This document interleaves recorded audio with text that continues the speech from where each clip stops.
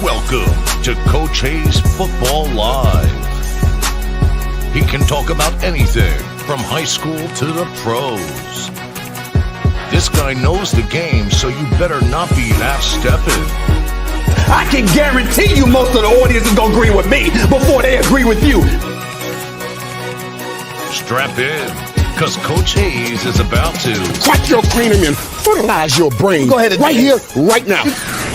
Subscribe now and check out CoachHayesFootball.com. What's up, everybody, man? We in the building today for another great episode of the Coach Me Coach podcast with your boy, Coach Hayes, here on the Coach Hayes Football YouTube channel. Man, we got a lot to talk about and a little bit of time to do it. So let's get this thing rocking and rolling, man, and let's see what's going on up in here. Woo! We got a lot going on today in the football nation. You can tell football is heating up, and we only 46 days away from kickoff. Some people will be playing a little bit earlier. I think Colorado will be playing in 45 days. So we're here to get this thing rocking and rolling. But before we do, just to let people know, right now you saw it up here. I had supposed to have it down right here. The college fantasy football right here is ready to rock and roll, man. Let me tell you this. The members have already been logging in and lining up to play. Like I said, they get first dibs because they are members, but first come, first serve, right? The faster you pay, the earlier you are in the draft process. So I have to tell you, I'll just tell you like this. Only got one so far in a $25 league. Again, all these leagues get you 10 times your money. $250, right? Winner takes all. So $250 up in this joint. We only got one so far. In the $50 league, we got 5 people already signed up in the $50 league. And then in the $100 league, we got 3 people signed up already. I know we're about a month out from the draft day, the fantasy draft day. But, hey, let's get this thing rocking. I'm going to give a big shout out. I'm going to leave them nameless. But I'm going to say we got some ladies in the house. We actually got quite a few ladies on here, man. But we got some ladies in the house that done signed up. And all they said was, hey, fellas, it's about time for y'all to go make me a sandwich. Huh? These ladies ain't playing. They ready to win this cash, boy, and they going to make it rain on Coach. So do what you got to do, ladies. Make it happen right here. The College Fantasy is in the building. If you are a member in the Discord, it is linked under the Fantasy League.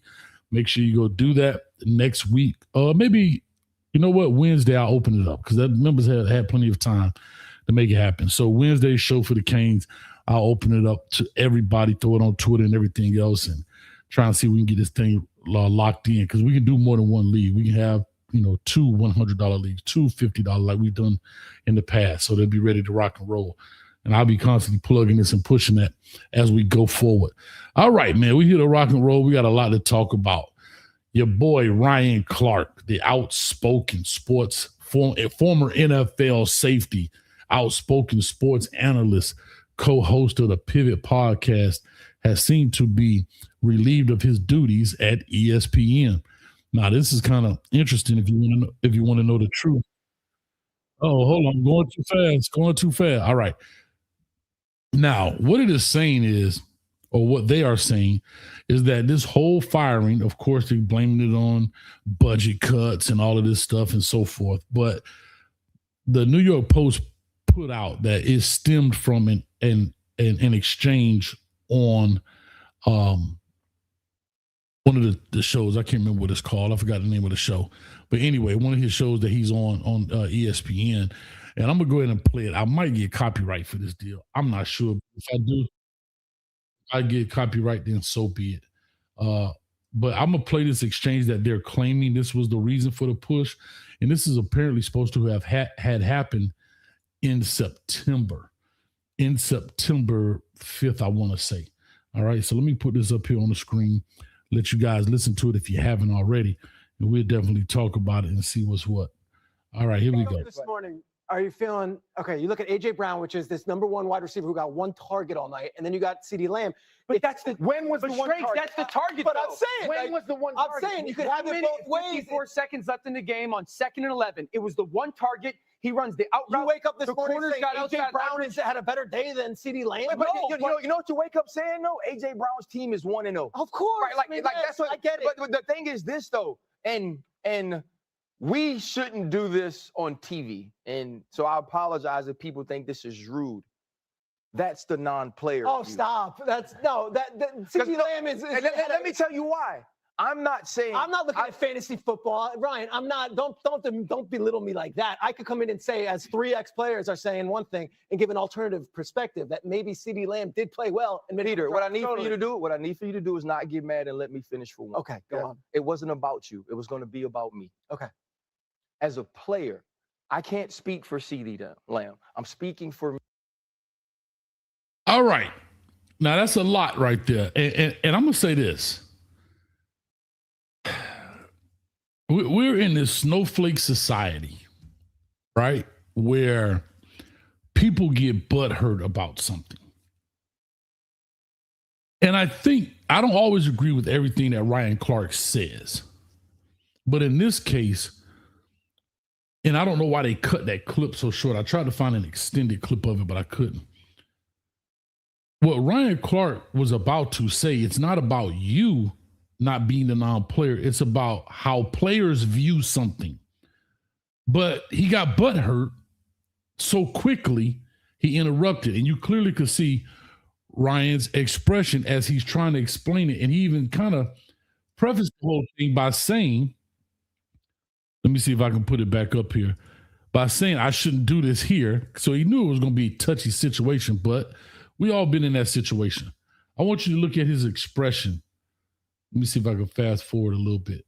Look at Ryan's expression when he starts to talk and then he gets interrupted.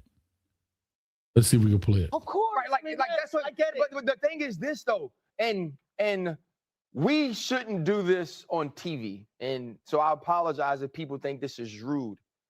That's the non-player. Oh, view. Stop. That's no, that CeeDee Lamb is let me tell you why. I'm not looking at fantasy football. Right there. He's getting cut off because what he's telling you is it's the non-player in you. What he's trying to say is, I'm trying to tell you from a player's perspective. I'm not disputing what you're saying from a non-player's perspective, but he's getting interrupted. And that's where he tells him, don't get mad. Let me finish. It's not about you. It's about me. Well, Ryan, I'm not, don't belittle me like that. I could come in and say, as 3 ex-players are saying one thing and give an alternative perspective that maybe CeeDee Lamb did play well. And Peter, what I need for you to do is not get mad and let me finish for one. Okay, go on. It wasn't about you. It was going to be about me. Okay. As a player, I can't speak for CeeDee Lamb. I'm speaking for me. See what I'm saying? I'm speaking for me. And so I thought he was going to bring it from that point. But let me go ahead and say this piece. As I watch this, and if this is the reason ESPN is firing him, then that's an excuse, in my opinion, because that's what these shows are about. It's about differences of opinion. I don't think what he said to him was wrong. Now, I'm going to do exactly what Ryan Clark did. I know I probably shouldn't say this, but to me, that's the same thing as a civilian telling a person in the military their viewpoint. Doesn't mean that your viewpoint is not valid or you see it from a different perspective as a civilian. But for a person that's in the foxhole, in the trenches, been deployed, you may see things a different way.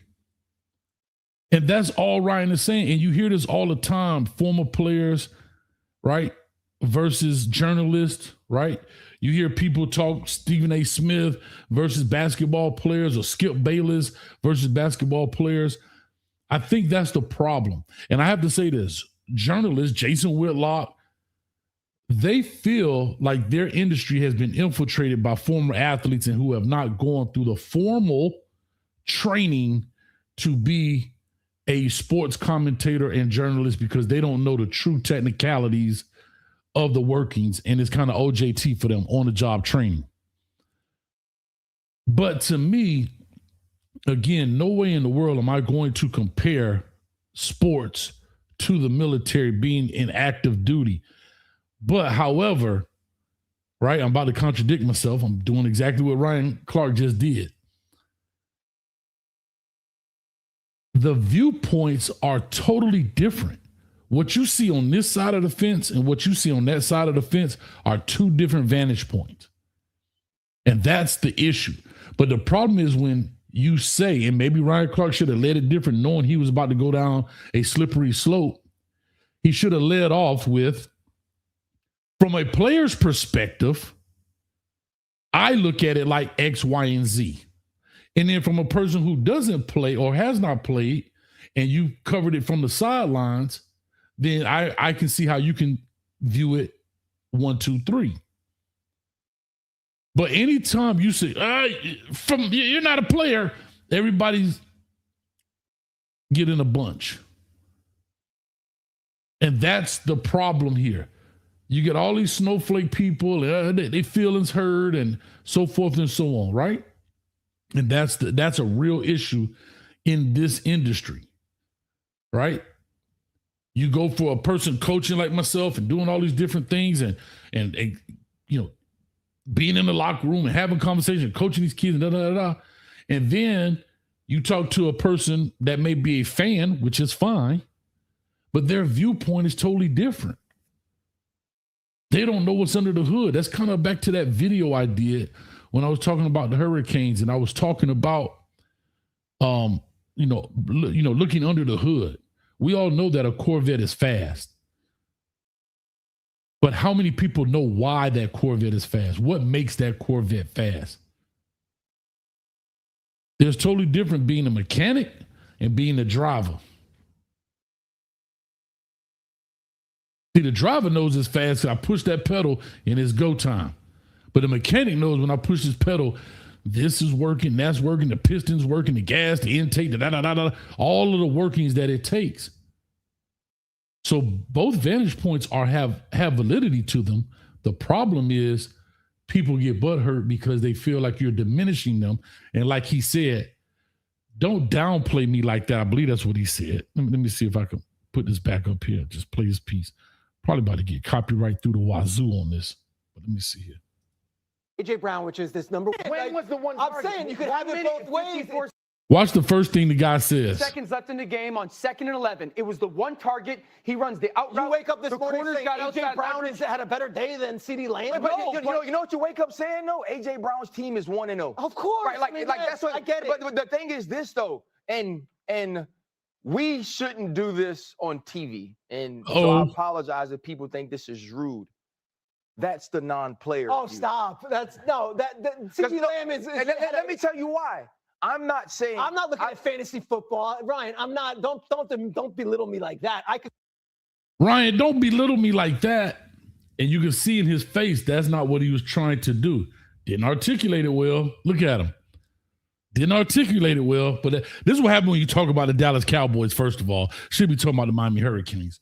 But anyway, neither here nor there. Ryan Clark is fired. I think he'll be just fine. He's got the Pivot podcast. He's got a gang of stuff going on. So he'll definitely be quite all right. They can blame it on all these other things and so forth. But at the end of the day, he don't have his job anymore. And that's just really what it is when everything boils down to it. Real quick, before I get to the next segment here, Jimbo wants to coach. Let's do a quick roll call in the building. I'm trying to let a few people get in. We got 76 and climbing. Currently got 8 people on Twitter. We got 68 folks on YouTube, and 3 on Facebook. All right, let's get this thing rolling. Shout out to Shock in the building. Coach, sick of these lame haters. We're going to talk about it. Chris, go Canes, Coach Hayes. All I got to say is the world hates to you once again. I hear you. OG Kane in the building. What's up, man? Yo, let me see who else we got in here. Stokers, what's up, man? How you doing, brother? LMV, they fired my husband. Yeah, y'all in the unemployment line, LMV. What you gonna do about it? I said, what you gonna do about it? Let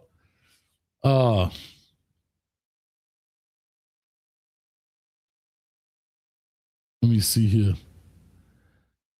Nope, I ain't seen you in a while. Oh, they just didn't want to pay him. That may be true, and they use this as an excuse, right? I understand. I mean, I didn't see that interaction being that bad, but I'll go back and say this. Ryan Clark did apologize to him, which again, I don't know. I'm tired of the apologies, man. I'm tired of it, Why apologize? You didn't belittle him. You didn't downplay him. You just said from a different perspective. You didn't say you suck. You didn't say you didn't know what you're talking about. We just talking about a different perspective. But I don't know. That's just me. Louetta Wilson in the building. 46 days, Louetta. We're going to get our first Wilson report. Are you going to the first game? Are you going to California, Louetta? Let's see. All right. Lucius Tate in the building. I guess this is his biggest pivot. You're right. It's about to be his biggest pivot. Hey, yo, Ken, what's up, man? What's up with you, brother? Come on to join that fantasy league, man. Stop playing. Come on and get on up in this fantasy league right quick. You want to jump up in there right quick, man. Stop playing. It's in the Discord. Let me see. 6 Ave. Yeah, but Stephen A. Smith have his, I wonder, I guess, I'm not sure. Maybe I missed part of it. Quick. All right, B. Sandon in the building. What's up, coach? How many days till we put BTA to them Christmas trees? You see it back here, man. 46 days, man. Go to sleep for 45 days when you wake up and be ready to rock and roll. Not traveling to Cali. I wish I could get out there, man. Never been to California. Never been at all. So it'd be great. It would be great if I get there. Oh my gosh. Can you imagine a ninja named Hinchell being QB for the U? That alone lets me know Narduzzi line. We're going to talk about that. Shout out to my man in the building. I know who that is, but I don't know if he wants his name out there. So I'll leave it like it is until he maybe called in. All right. Let's get into this next clip. I really want to talk about this because it's something I thought about. And I always wondered what I thought his future would be. And again, shout out to these people who were using their information or whatever. Please don't copyright me, but if you do, oh my God, what is happening right now? We got all type of. All right, here we go. So this is Jimbo Fisher, I guess, on the ACC, The Journey. And it says Jimbo Fisher said he'll coach anywhere that wants him. I don't know about that. Listen to this closely. The reason you probably want to get back into coaches because then you would have to, it would be void. It would void the buyout. Well, not mine. I get to keep mine. Oh, okay. I'd already had cred, so Okay. I get to keep mine and get the new. Basically, I thought you want to get back into coaching because you would lose your money. You just kind of feel like you're at peace with your career. I am, but I do. If the right opportunity comes along and somebody wants me to coach, I'm gonna coach again. I'm in good shape. I'm 60 years old, still got plenty of years left. Yeah. I'm healthy, Yeah. and I still think got a lot to give. And sometimes you get a chance to reflect now. Any place you want to go. Everywhere we can go win, baby. Get on that grass. I would love to see that in due time. I would love to. Like I said, I always thought you didn't get back in because you would lose the money. Because obviously some coaches, that's why they don't Yeah, coach. exactly right now. The money's mine no matter what. And so I could go walk away, but I don't. I still, if the right opportunity, if somebody wants to do it, I know I can still do it. Would love to come back and do it. Ooh-wee. I need to know in the chat right now, thinking about this season, because I got some names right here. Thinking about this season and listen to what Jimbo Fisher said. I would love to come back and coach if the situation is right, not just because a team wants you.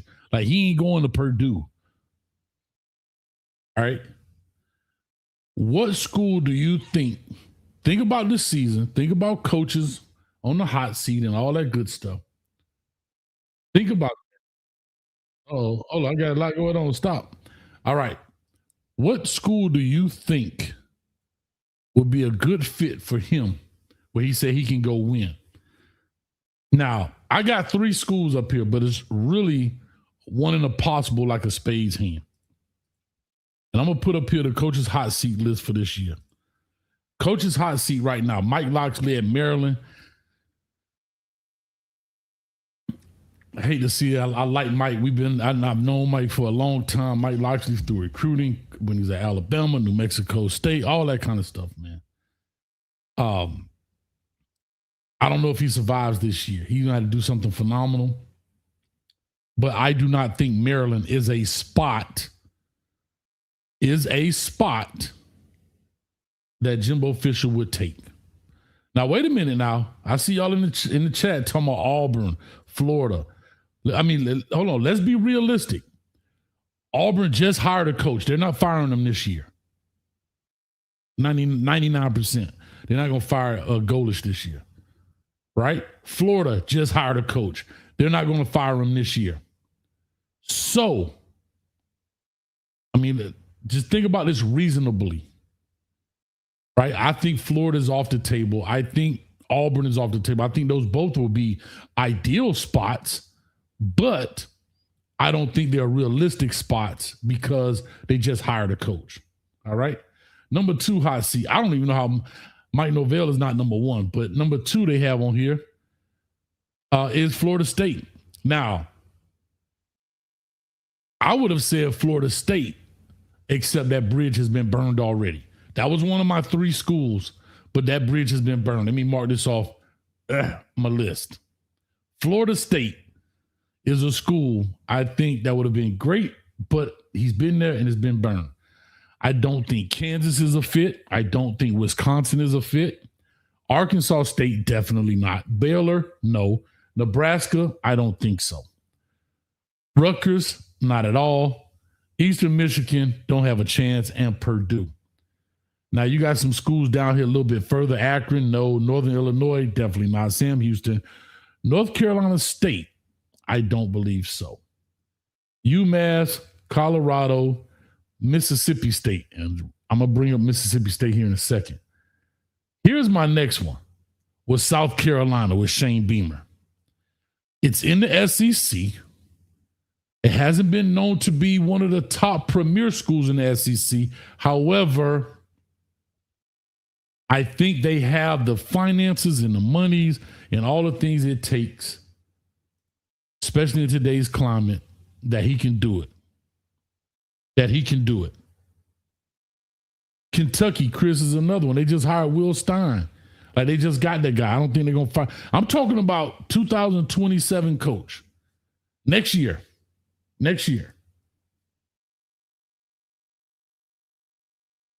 Not even Colorado. No, it's not a premier job. Like he said, where we can win. You heard what he said. I want to go where we can win.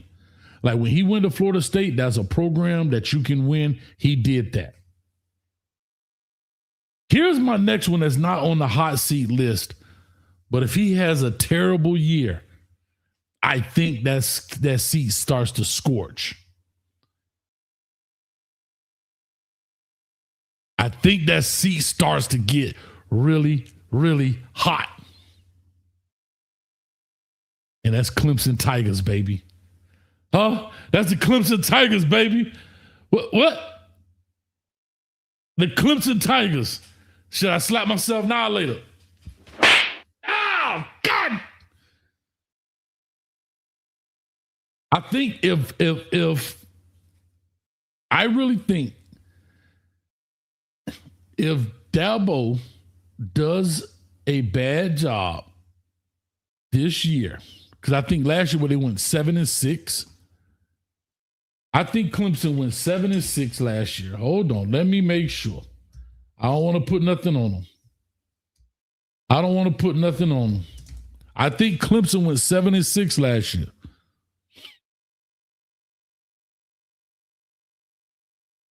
Clemson went 7-6 last year. If they happen to go 6-6 or less, or they have a rough start, because they start off with LSU this year. Start off with LSU, beat Georgia Southern. If LSU, think about this now. I want y'all to understand. You heard it here first. LSU starts them off, they can be 0-1 already. Georgia Southern, I think that's a W. North Carolina, I think that's a W. Cal, I'll give them a W. Then Miami, give them their second loss. So now, think about this. 2 solid programs, LSU and Miami, and that's 2 losses. Charleston Southern in the middle of the season save you. Let's just say Virginia Tech, give them a run, and then they come back and lose to Florida State, who's going to be a middle-of-the-road program. And then Georgia Tech, give them some work. I don't think Syracuse going to handle them. And South Carolina. I'm just saying it. I'm just putting it out there. He's not on the hot seat.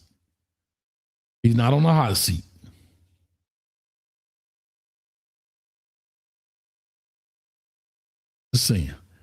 So I got South Carolina as maybe a shoe-in for Shane Beamer, but if Clemson comes in, might be able to do some work. He might be able to put in some work. I don't even know if North Carolina. Somebody said North Carolina. First of all, I don't think he's going anywhere. He hasn't been there long. It's been there long enough. But I really think if he leaves, Clemson might be a spot because I don't see any other schools where coaches could be making movements at a valid program that he would want to go to because the ball's in his court. The man is making $76 million. You heard him. He said, my check good. My check good, coach. You ain't got to worry about me. My check is all right. You understand me? That's just me putting it out there. South Carolina or Clemson. I mean, the recruiting ground is literally in the same spot.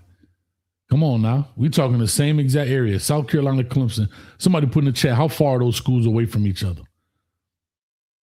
I think they're very close. 2 different conferences, both very good, solid programs. And I think Clemson is a little bit more intriguing than South Carolina, being in the ACC. But we'll talk about that. All right, next on the clip, man. Georgia Tech calls out Colorado, right? And, of course, I don't do the show on Tuesdays anymore, but people still send me the clip. And I watch it, too. I have to be very honest. It ain't just I'm sitting there and getting all this information. But I still see things here and there. And I had a good conversation, man, with an old classmate of mine. Shout out to Reggie. We were talking about Colorado a little bit, and so this stuff comes up. And Georgia Tech players calling out Colorado, and they all butthurt about this, that, and the third. And I'll just play this clip for you. Shout out to Matt McChesney and the 247. Hopefully they don't copyright, but if they do, I totally get it. I totally understand. But let me play this for you, and I'll play the clip in which the Georgia Tech players are taking shots at Colorado and Juju Lewis. Let me add this here to the stage. And this is Matt McChesney and Bailey. They do, I think it's called Buff Insiders now, 247 Back in Black. Y'all check this out. And now history repeats itself. Georgia Tech calls out Colorado here. So, Matt, Georgia Tech defensive lineman has basically taken a little bit of shots at Julian Lewis here in Colorado on a podcast here, Matt. I'm going to kind of let you hear what he had to say about it, and I'm going to get your reaction. Take a listen. Yeah, I haven't heard it yet on purpose, so. Take a listen. Colorado. Yeah. They got Julian Lewis at quarterback as a kid. I need 4. I need all right. 4 shit. We walking. I could go get the 13. I'm going for really. I'm going for 2. And one of I got to get the ball out. One I got to get the ball out. That's what open eyes get that ball out. So yeah, I be probably punching. I be trying to punch and get it. So first of all, before they start talking, look at Matt McChesney's face. Shout out to Matt. That boy is hot right now. But here's what I'll say. Bro, it's football. It's football. This dude talking about going to get sacks. And it's a problem. But when somebody talk about Louis luggage, it's an issue. I don't get it. It's football. It is what it is. But Matt is going to say something very important. I think it's true.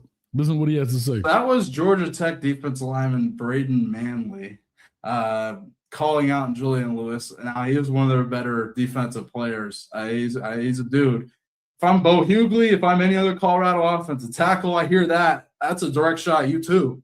Like direct shot. They're saying, he's joking about getting to the quarterback here. 2 sacks, 4 sacks. Like, they're joking about it. And they call Julian Lewis a kid too. So there's Juju. Matt, here we go again. Colorado gets more ammunition as they gear up to face Georgia Tech in Atlanta. What's your reaction to hearing this? Go ahead. Oh, bro. All right. So look, I don't play anymore. We have got to the point where literally anybody can build. Oh Lord, how they gonna throw an ad in there, man? Let me wait till the ad is over. But I want you to hear what Matt had to say. All right, here we go. We back at it. Let me throw it back up here. That's hilarious. Well, time it couldn't be no better. Here we go. If I'm on the offensive line and you say that shit publicly, okay, you're gonna same thing. You're gonna have to show us, bro. The game's in about a month, so let's see just how much of a bad motherfucker you think you are. Because look, man, offensive linemen. I don't know how other offensive linemen feel, but as a defensive lineman first, they got moved to offense. I'm gonna play really hard, and I'm cheap, and I'm trying to do some borderline dirty shit. And this just sparks it even more. Like, this guy better keep his head on a swivel. And knowing Coach Gerard, and I don't know Hangman and Gunner as well as I know Dre, but Dre's, I know he looks nice, but he ain't nice. He's just not nice. He's not a nice guy on the field. And as a coach, there's no way he's going to put up with this shit. This is wild talk. And it seems to me like, do you guys forget that you were on this together? Like, you don't realize I need 4. Like, bro, this is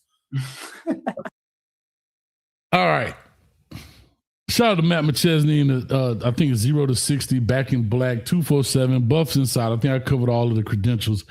I appreciate it. I mean, I understand they're for Colorado, so yeah, I get it. But here's my thought. Who cares? At the end of the day, 2 men enter and 1 man leaves. 2 men enter and 1 man leaves, because the whole talk of the town is, right? Here's the whole talk of the town. You better watch out. And if you beat them, 11 got some splaining to do. But if that boy go out there and get 4 sacks, then y'all got some splaining to do. So at the end of the day, he put his skin in the game, man. Now, again, why does his confidence, make sure I get this prime quote right, why does his confidence affect your insecurities? Did I use that right? Really flawed. Huh? I'm trying to make my sandwich. You just started the sandwich stuff. I'm trying to keep my sandwich clean. Did I use that quote right? Don't let my confidence affect your, damn, how does it go? Affect your insecurities. That kid confident. Why not? I just asked him a simple question. I don't want no problems.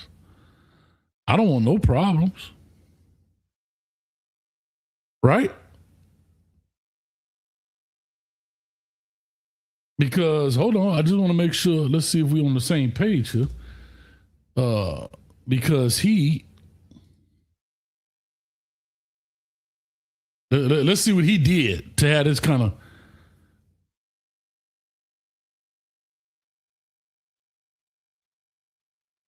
let's see what he did in college so he could have this kind of talk.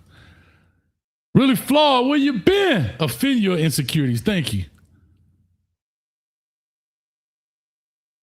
Last year he had 3. He played in 12 games. He didn't do a lot now. Hold up. He didn't even play at Georgia Tech last year. Oh, his dude was at Mercer. Oh my God. That boy might have put his mouth, he might have put his foot in his mouth. Hold on.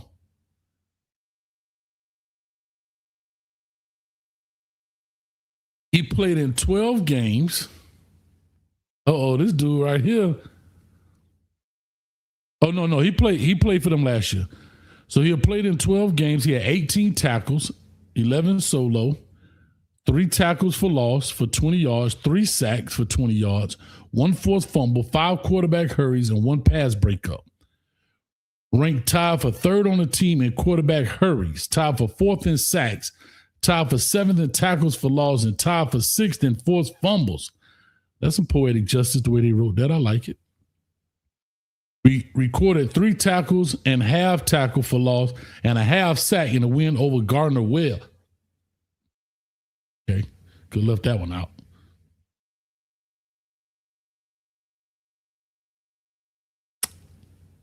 We gonna see. That's all I can tell you. Coach Hayes gonna be tuned in because we gonna see. That's all I know. Floyd, where you been at? Man, the people looking for you. They looking for you at night with a flashlight. The Google man say he tried to send you a Hallmark card. He got returned to sender. He said you must have moved on him. But we got to talk. But anyway, like I said, he talked his trash. It is what it is. It's social media. They on there. They having a good time. All I can say is, like anything else, he put it out there. Whoever the offensive tackle is, because I don't follow him like I used to. Somebody said, Lucius, somebody. Listen, better slap that boy around. Because if number 11 get off, boy, y'all done activated the haters. I can tell you that much. So, but if they shut 11 down, and guess what? You done activated the aunties and uncles. I'm here for it, man. I'm all for it. So I totally get it. All right, here for it. Straight up, straight down, man. So shout out to Matt McChesney and them boys over there at Colorado, man. Wish them nothing but the best. At 6-6, I guess. Still trying to get there, but hey, I understand. Shout out to St. Croix. I think that boy in St. Croix somewhere. Playing with his grandson. I don't know about recruiting. All right, real quick, as we got more people that came on in, I do want to say this, y'all. Man, y'all stop playing and jump on in this fantasy league right here. We ready to rock and roll. We finna open it up to the public. If you're a member, jump on in now. We already got people in there. We halfway through with the $50 league. Come on, we got room in the 100. We got room in the 25. Don't be scared. Come get that cash. Come get this cash. I'm gonna leave that up there for a minute. All right. Who am I looking for? Oh, this is what I've been waiting to talk about. Coach Pat Narduzzi. Pat Narduzzi, head coach at Pittsburgh, had some interesting things to say during media day here. And I'm going to play those, but I'm going to go back just a little bit. You know, sometimes people put their nose in things that they shouldn't. And I'm going to call it Coach Karens. These are the Coach Karens. Right? You like that? Coach, I had to write that down. Put that on a shirt. Don't be a Coach Karen. Pat Narduzzi, a while ago, spoke on the Colorado situation when Coach Prime was releasing a lot of those players. And I made a video about that. Didn't necessarily, if you want to go watch it, I'll put it up here in a second. But I wasn't a fan of what he said when it came to that, because when I looked at what Pat Narduzzi had to say, here it is right here. How great is this? Anyway, I'll put this on the screen. But he had a lot to say when it came to Coach Prime's way of doing things. This is it right here. Don't be scared, Pat. We coming. Pittsburgh coach Pat Narduzzi criticized Deion Sanders for his use of transfer portal. And again, why are you speaking about this, Pat Narduzzi? Had nothing to do with you. But you stuck your nose out there. And in this video, right here, you could definitely check it out. I don't know if Ellen V is in there. If she could throw that link in the chat, I appreciate it. But in this video, I talk about, you're talking about these players have lives and they have dreams and hopes of playing college football and yada, yada, yada, and whoop-de-whoop-de-whoop. But when I looked at your roster that year, he got rid of quite a few people. But if you care that much about those particular players, as you say you did, Pat, why didn't you pick those Colorado players up out of the transfer portal? Maybe they just weren't good enough. Right? But again, nobody asked you, Pat. Now let's bring it to today. Pat Narduzzi goes to, I'm sorry, y'all, I got a lot going on. I got about 100 tabs open, 4 screens working. I'm over here looking like a god doggone computer nerd. Here's Pat Narduzzi talking about tampering in the University of Miami. But here's the funny thing.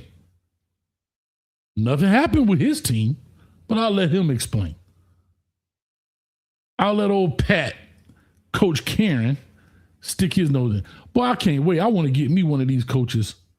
I want to get one of these, what you call it, a Pittsburgh podcaster to come on the show. Anyway, let's listen to what Pat had to say. Won't call out the team. Maybe it's already out there. It was in the publication. Okay.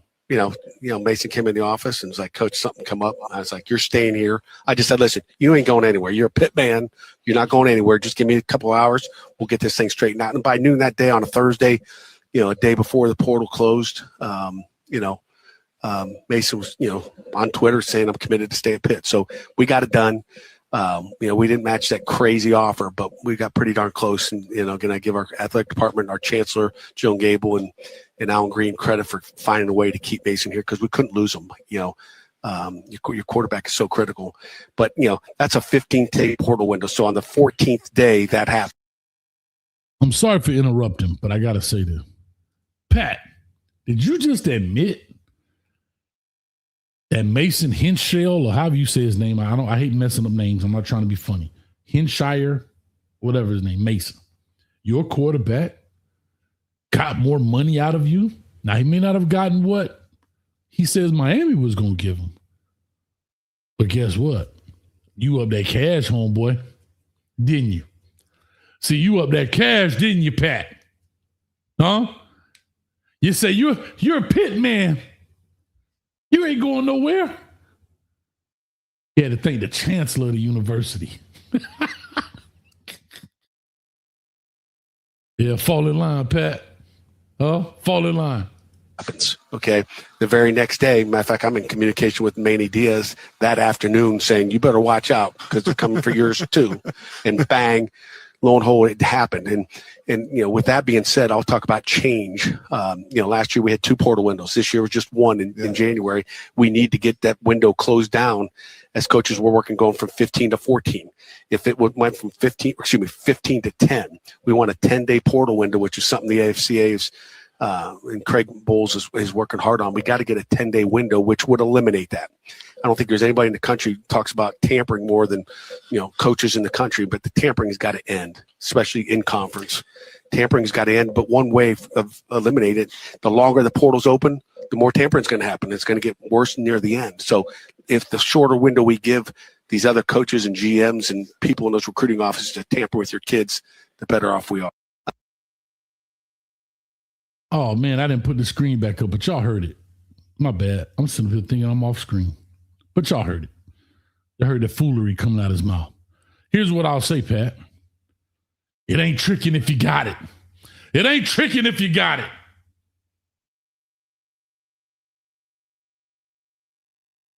So far, like y'all said, we only want the players that want to be here. Well, hold on, Mason. Don't go nowhere just yet. Let me make some phone calls. Give me 2 hours. Boy, did one of these. Man, if we don't have no quarterback, man, we're going to be in trouble, man. God dang. Y'all need to come up with some more money. So it ain't tricking if you got it, Pat. It ain't tricking if you got it. And then here he goes, sticking his nose. Hey, Manny, you better watch out. They're coming for your guys. Shout out to Ice Cube. Big bank take little bank. Really Flaw says it's still tricking. You just got it.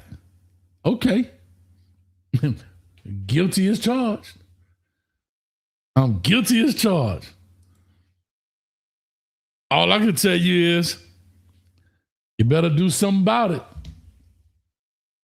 As long as it's in the rules, play ball.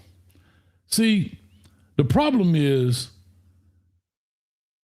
people wanted something and the NCAA gave it to you. Now you don't know how to handle it. There's no guardrails. There's no guardrails. And I understand. You're the old school guy, and I'm an old school guy too. But I'm also a firm believer in if it's in the rules, it's in the rules. I'm a firm believer in that. If it's not in the rules, then I'm with you. But you sure won this vocal when all the money was under the table, Pat. Real vocal now. And you are a team, because you're a quarterback. Somebody said this. I might be taking this back. I might have slapped myself for saying it. That Pittsburgh might be our trap game. God damn. Oh! God damn it. Oh! Oh! Oh! Yeah, Pat. Sticking your nose where it don't belong, Coach Karen. Nobody asked you, man. Now, Manny Diaz, on the other hand, what did he say? Hey, you know, you can only talk about what you can prove. Well, you know what time it is. Your girl going with me. Come on, baby. You know how it is. You and your girl on the bus bench and buddy pull up in the 500 Benz. Hey, baby, hop in.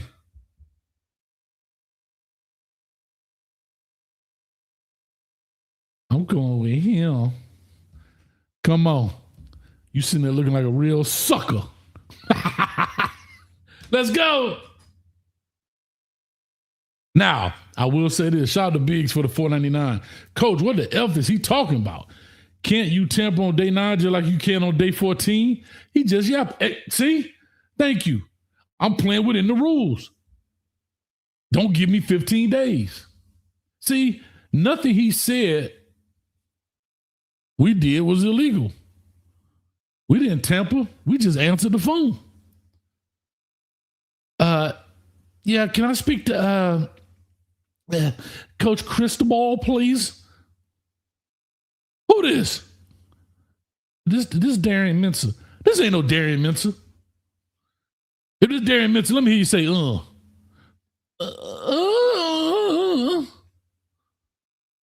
Huh? Y'all don't know about that old school P and that down South Georgia boys, Pastor Troy. Darren Mensah called us. We just answered the phone.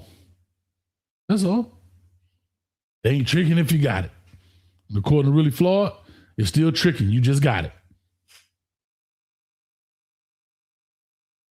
Bullet, what you know about that? Let me hear you say, yeah.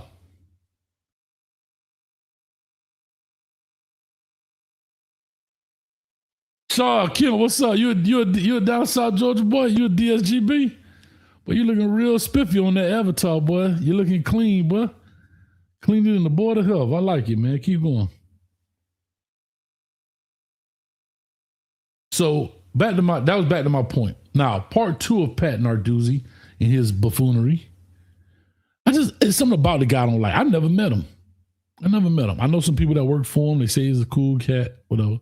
Not my cup of tea. Here's something he said too. He also made a statement in regards to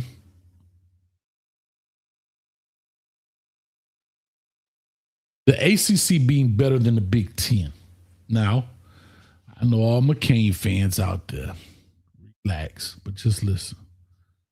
I don't believe this statement. And I'm going to tell you why. Because Miami, even as bad as we were at times, we held the end of the bargain. But right now, we're doing well. And the other top side of the ACC is not holding up their end of the bargain. Florida State, Clemson. Right? And so when Pat Narduzzi said what he said, I get it. I understand it. Again, I'm not going to bash him for his perspective, but stats are stats. And I actually got a chance to look at this show. Shout out to the people from Texas Prep Media. I think that's what this is. No, I'm sorry. Kirkwood and Dunn. All right. This is Pat Narduzzi again, flapping his lips at Media Day. Here we go. Michigan State spent 8 seasons there as the defensive coordinator, coming to Pitt in 2015. I said it then, I said it now. You know, after about 2 years in the league, I said this conference is better. It's better than the Big Ten. And you look at our record. You look at our record in bowl games against, the SEC and the Big Ten. Since 2015, when Pat Narduzzi came to the ACC has a 23-29 record against the Big Ten. They have a losing record against the Big Ten. He's not even factually right about the loser correct. metric of bowl games that he's talking about. I was like, this guy's talking about Goodyear Tire Bowl success. Like, we're talking about Minnesota versus NC State in the Goodyear Tire Bowl, and that's what you're going to use as your metric? Insane thing to say. Michigan State has had 3 job openings since Pat Narduzzi left, and they've never hired Pat Not Narduzzi. even giving him a call.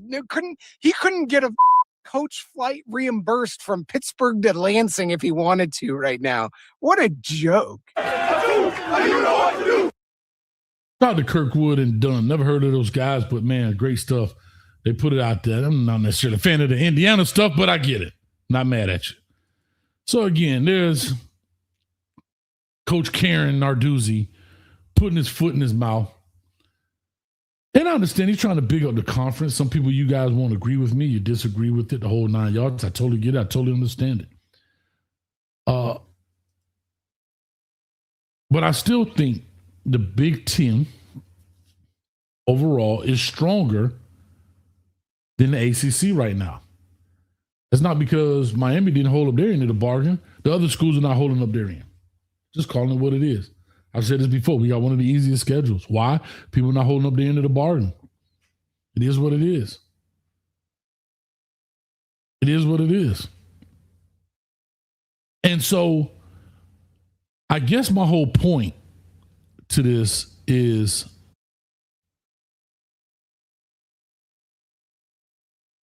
just trying to understand why you talk the way you talk. And you have some good players. But he the same when they lost, wasn't it Jordan Addison? Didn't he lose Jordan Addison, the receiver, to USC? Anyway, that's neither here nor there. Real quick, I see this is hot right off the press. I am definitely not a fan of this guy, but I just want to hear what he has to say, and I figured I'd listen to it live with you guys before I get on here. This is Acho talking about Ryan Clark getting fired. This is my first time hearing it. I want to just hear what he has to say. Hope you don't mind. I just want to hear his point of view, and then I just go on to him going too far, and then we open the phone line. All right, it's time to talk about this Ryan Clark firing. I'm going to keep it real with y'all. Number one, objectively, he's a good analyst. Why? He's brought NFL Live to Emmy Awards, of which they had never won before, and they likely will not win after. So I understand that fans, more than anything, we value y'all's opinions. We make the shows for y'all. But regardless of whether you think he's great or you think he's terrible, objectively speaking, he got the accolades to prove his greatness. With that being said, firing a man during his show that he's helped bring an Emmy Award is wild. I got a story for y'all. I'm going to hold that for the next 10 seconds. Wild. Why did they say they did it? Because they didn't want him to find out on social media. So you fire him during a show and pull him during the last 10 minutes of the segment. I digress. Story time. Last year when I got fired, if you work long enough at a job, you're going to get fired. Last year when I got fired, they had us find out on social media. We found out on social media. More often than not, executives are cowards. Former athletes, we're used to tough information. Just tell it to us. We done been cut before, broken bones before, had surgeries before. Ryan Clark notably couldn't play a game in like Denver, Colorado because he had a disease, I think an autoimmune something. Like, bruh, we're used to tough things. Just tell us. With that being said, note for anybody that wants to get into sports television, start to create your own show so you can't be fired. Incubate yourself from being fired from an executive. Because here's the most fascinating dichotomy of everything. Once you get good, you will become so good that you become too expensive to afford. And networks can only afford so many great talent. McAfee, Stephen A. Smith, to some degree, Greenberg, they're getting the big money for doing daily shows on ESPN. I'm not talking about the Sunday shows. Those game day shows, anything tethered around live events, way too much money. Everybody got money on those shows. But daily shows, if you get so good, there comes a point they can't afford you. That's the dichotomy of it all. Love, Ryan. I already text you that privately, but I'll tell you publicly as well. Not a bad message from Acho. Not overly a fan, but not a bad message. I'll just say this real quick before I move on. He's 100% right when it comes to cowards. I've said this before. These people will praise you when they hire you, have you stand there holding the number one coach jersey and yada, yada, yada, whatever. You the 10th coach of overall of all time, whatever. But when it comes to firing you, They do it in the most cowardly way. We just saw Florida State fire the doggone announcer. How do you fire the play-by-play stadium announcer over the phone on a 2-minute phone call? And don't even tell them why. Like you said, those people get fired over social media. You do it during a show. So I agree with him 1,000% that executives are 99% of them are cowards because they're afraid to stand in front of you and fire you like a man or a woman the same way they hired you and stood in front of you like a man or woman. I'm just calling it what it is. It is what it is. All right, real quick, I'm going to go to my going too far moment. And I have to say this. I'm probably going to get copyright for this because it has music. Really flawed. You're not going to like this. You are not going to like this. But it is what it is. Really flawed. Look at me. Look right here. You're not going to like this. I didn't know you were going to be here tonight. But the show must go on. I don't understand. And again, here I go with my Ryan Clark moment. I believe in this world you can be whoever you want to be. Shout out to Nas. I know I am. Be what I want to be. But some stuff just go too far. Oh.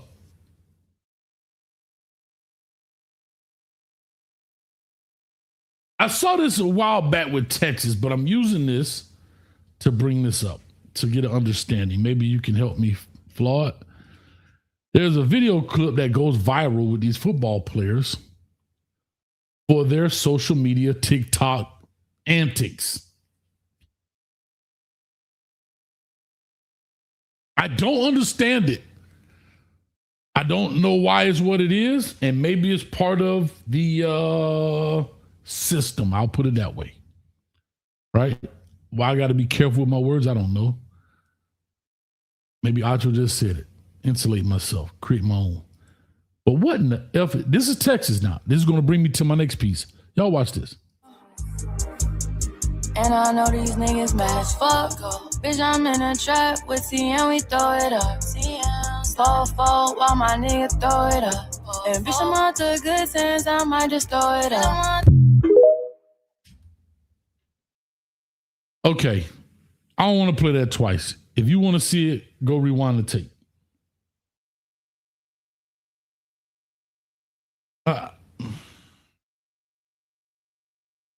But that brings me here. And y'all excuse the language and the whole nine, y'all. But that brings me to this. This is now Mississippi State. Coach is on the hot seat. Your coach is on the hot seat. He is on his way up out of here. Right? Y'all about to get fired. I don't know what Mississippi State did last year, but instead of making TikTok videos, you should have been watching film. Mississippi State last year, record was 5-8.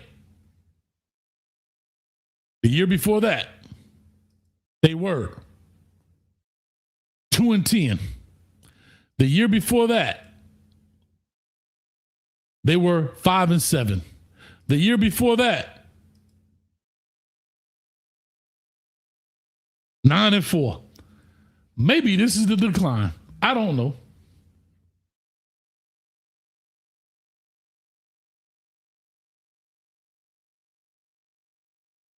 Somebody explain. Somebody come look at this. And I used to go fishing when I was a little girl. You gotta be real quiet on the creek. Quiet on the creek. Quiet on the creek. Quiet on the creek. You gotta be quiet. Quiet on the creek. Quiet on the creek. Real quiet on the creek. My bad. Quiet on the creek. Quiet on the creek. Quiet on the creek. Too loud. Quiet on the creek. You gotta be quiet. Real quiet on the creek. He had dark brown eyes, waves on fleek. A real slick mouth, but he quiet on the creek. Tattoo 6 feet. A real nice physique. He always spin a bag, but a nigga barely speak. He like the trick, he like the treat. I heard he was.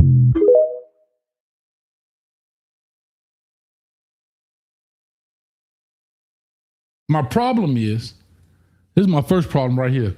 You in the locker room, that's not school colors. Problem. Problem. Problem. Problem.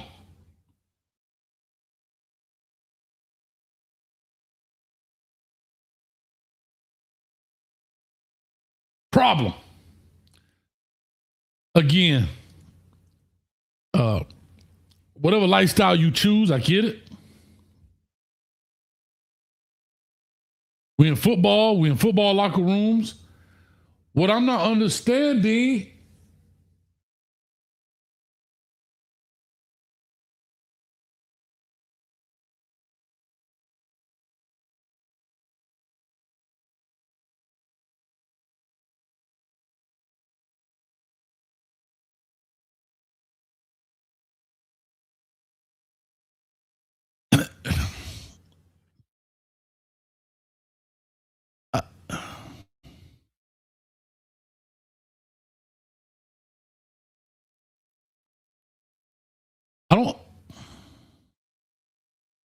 I don't understand like what.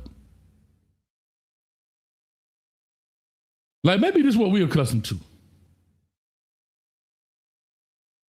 Like maybe this is what we're accustomed to. Maybe I'm wrong. Maybe I'm wrong.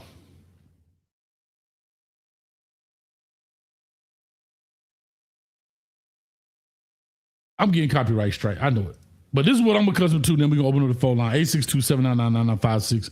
I'm going to put it on the screen. But this is what I'm accustomed to. And this sums it all up right here.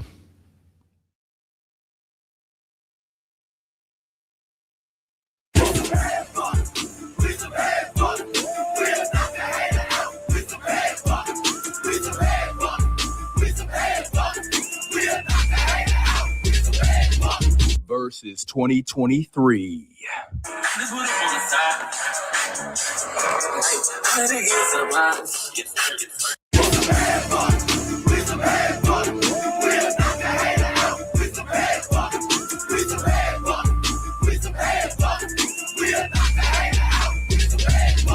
Versus 2023.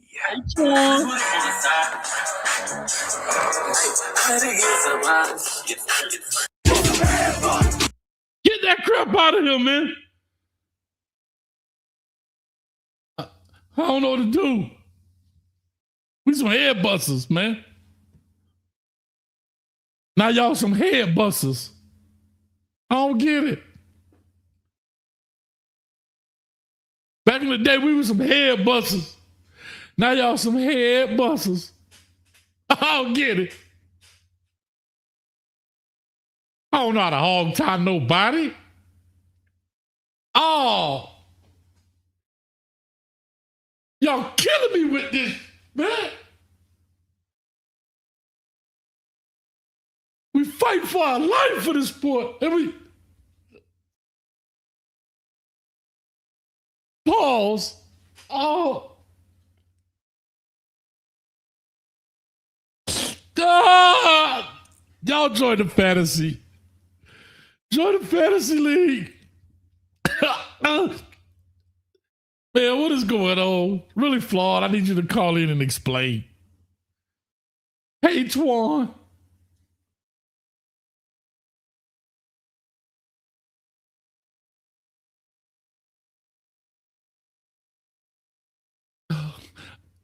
I'm okay.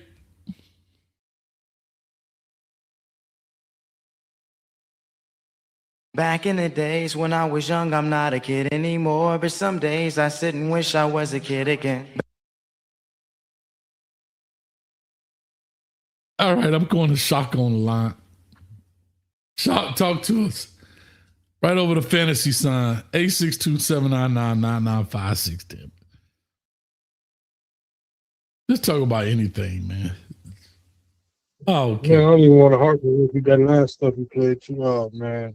Prayers for our young brothers, boy. I tell you, it's a crazy world, Coach. You're gone too far now, Biggs. You're gone too far. They've been chipping away at young black. They've been trying to get young black brothers with that stuff for about 25 years now, bro. I don't even know what to say, Coach. I ain't gonna harp on that. But it's sad out here. It's sad out here, man. I knew it was messed up when they got the little boy who used to what's the little Karate Kid boy, Will Smith's son, man. That little boy had talent, man. I like that boy in Karate Kid. They destroyed that little boy, man. It's a sin out here. But anyhow, man, I ain't gonna harp on this stuff, Coach. As far as this dude Narduzzi, Coach, it all just goes back to what I've been saying the last couple months to you, man. If we were still trash, nobody would be talking about us, Coach. If we were still trash, you wouldn't have fans from every other conference, every other team on your show every damn week talking about the Miami Hurricanes. Pat Narduzzi wouldn't be talking about us. They threaten, man. It is what it is. They see what's wrong. Furthermore, if the University of Miami, if they had something valid as far as violations on the University of Miami, trust and believe we'll be on probation or anything. They already see what's brewing. If they could trust me, if they could destroy what's going on, it would have already been done. He just rapping, Coach. He just rapping. Ain't no receipts. He ain't bring nothing to the NCAA. NCAA ain't hollering at us about no violations. No, but can I tell you this? But can I tell you this? Listen, can I tell you this? I don't even care if we tampered. So what? I'm being dead honest. I don't even care. I'll be the first one to say, and what? You gonna tell me Ohio State didn't hit up Caleb? What's the boy Downs? You gonna tell me all of it? You gonna tell me all of these top players who transferred just showed up at the new university like, I want to play for y'all, Coach? Man, hell no. We got to stop putting a blind eye to the foolishness. The same way we said we was paying them back then, the same way we talk about Nick Saban was paying them, the same way, yeah, we tamper, and what? Guess what? How do you think Duke got Mensa from Tulane? Exactly. That's my point. Exactly. You think it's like you really think Alabama tried to get TVD a few years back? Alabama got the kid. What's the receiver we used to have that went to Georgia? Kobe Young. Yeah. I mean, it's been going. You know what I'm saying? When people get up there, nobody says nothing. Listen, exactly. I don't even care. What I'm trying to say is, so what? What does Sierra say? So what? So what? I don't care. The reason I don't care is because it's like the old school thing. It is what it is. You show me one player that left their school, big time player, and just walked and knocked on the door. Hey, Coach, Coach, I would like to come play for Duke. Yes, I'm the quarterback from Tulane. Yes, my name is Darian Mensah, and I would love to be a Blue Devil for $8 million. Man, get that out of here, man. See, it's like the dope game, Shaka. You can't sling keys, and when you get robbed, you call the police. What you gonna tell them? Play the game, man. No, I'm being real. Somebody break in and take 25 keys out your closet. Who you gonna call? The police? No. Get in blood. So that's why this is exactly why Manny Diaz shut his mouth and said what? Hey, you're gonna do what you can prove. And Big Bank take Little Bank. And Opportunity did too. That's all. Oh, hey, Coach, did you see that recent interview with it was a quick one, but you seen Coach Cristobal with Michael Irvin the other day, by chance? No, I didn't see it. Check it out, man. It's a good one. It's a good one. Mario say he here for multiple rings, man. When he said we ain't gonna talk about it before, we just gonna handle our business. As he should. Let it take care of itself. We ain't gonna talk about it before the fact, man. He said he ain't come here for one. As he should. We here for, but they can laugh about last year. Yeah, you know what I'm saying? Because when we break through, we ain't stopping. Right. We ain't stopping. Right. Like, let me ask you a question. I'm looking at these players, and I'm just trying to understand. I'm looking at Pittsburgh's recruiting, and I'm looking at their transfer. They got all of these transfers. 1, 2, 3, 4, 5, 6, 7, 8, 9, 10, 11, 12, 13, 14, 15. Hell, I don't even know. 17 of them. And you think all 17 of them just showed up at Pittsburgh's door? Or they waited till they just entered the transfer portal? How about them kids that enter the transfer portal today and then sign to Pittsburgh tomorrow? See, that's why I say I don't care what these people got to say, man. It is what it is. Catch me if you can. I'm the gingerbread man. I'm excited. That's what I'm telling you, Coach. Yeah, I don't even know. I wouldn't even give too much attention to that dude, man. 100%. If you ain't bringing nothing to the table, you ain't bringing no, you know what I'm saying? Where the evidence at? Just talking, man. True story. Just talking. True story, man. Shout out to Dub. You trying to in the rank what we building. got going on, Coach? Shout out to Dub in the building. He late as usual. What'd you say, Shaka? You know, they want to throw a hex on what we got going on. That's all that is, man. You know, when you doing something right, you know, you ain't what they say. If you ain't got no haters, you ain't doing nothing right. So you know, clearly we doing something right. You know. All right, let me ask you this question. Let me ask you the question. Part 2 of what he said. He said that, do you believe that the ACC is better than the Big Ten? No, I wouldn't say that. You see what I'm saying? I'm a U fan, but no, I don't believe that. I mean, it could be possible in a given season. I think the conference will have to show that. But as of right now, I don't think you can realistically make that claim, though. Nah, I think the ACC is better than what people have been saying, but better than the Big Ten, nah. Yeah, I'd be a liar if I said that. Yeah, I don't think so overall either. If I said that, you know what I'm saying? Mm-hmm. I can agree with that. Now, I think somebody say the kid, I don't know how to pronounce the name either. Heinzel. Mason Henschel or something like He that. didn't have no quarterback named Heinzel. Nah, Heinzel's a good player, man. He was a damn good true freshman last year. He got some. The rest of the team, their team will still beat the brakes off Pitt, but he's a good player. He's a good quarterback.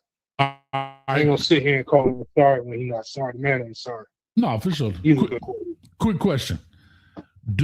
Now I do agree with this with Narduzzi. I think they should close the portal window. Make it smaller, I'm saying. What do you think?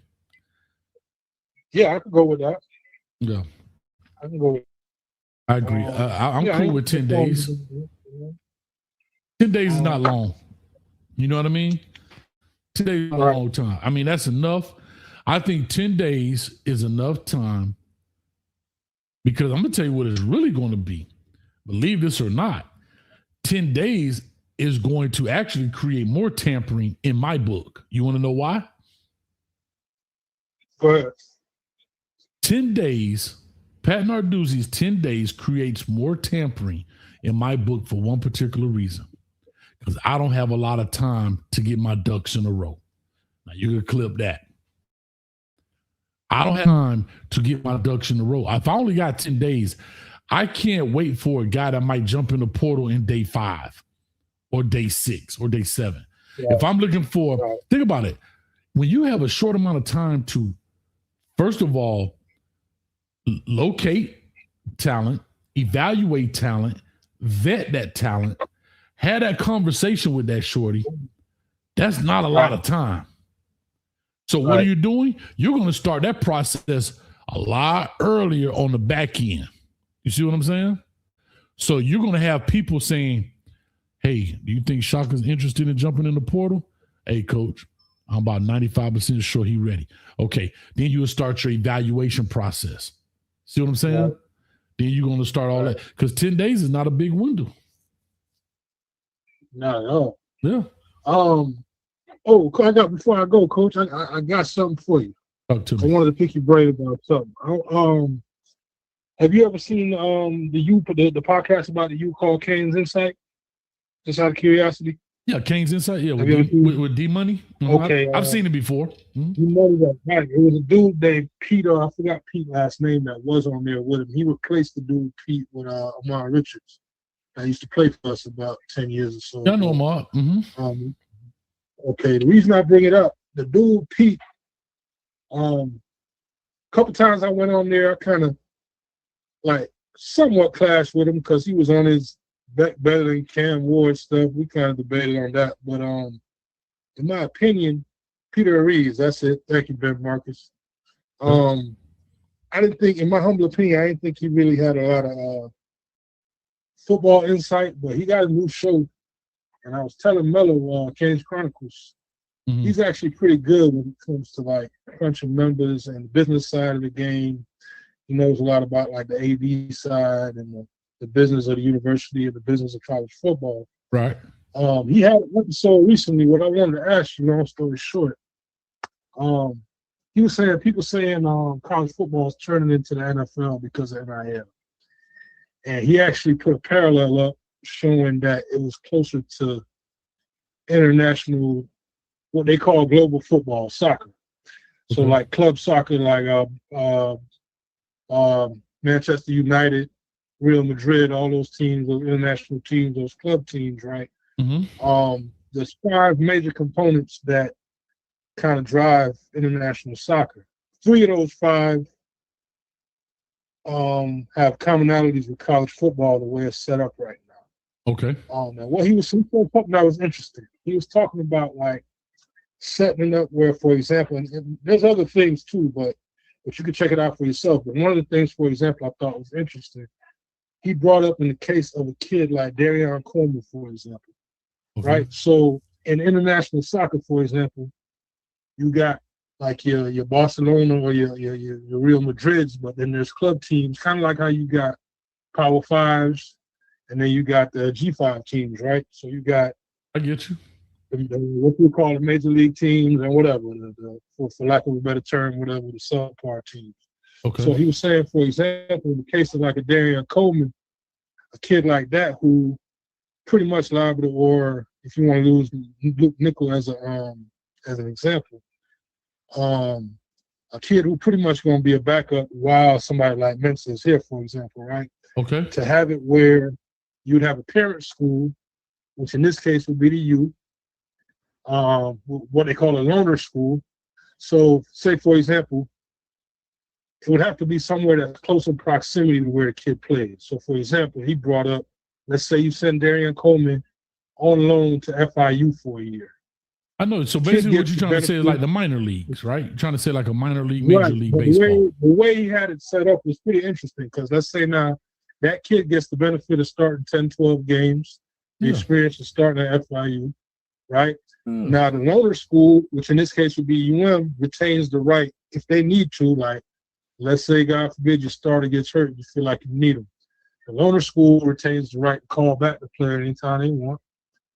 They got to pay the loaner school, the parent school would have to pay the kid's NIL while he's at the other school. Right. So, for example, the U paid FIU, whatever it is, Darion Coleman makes in his NIL deal. And they would also,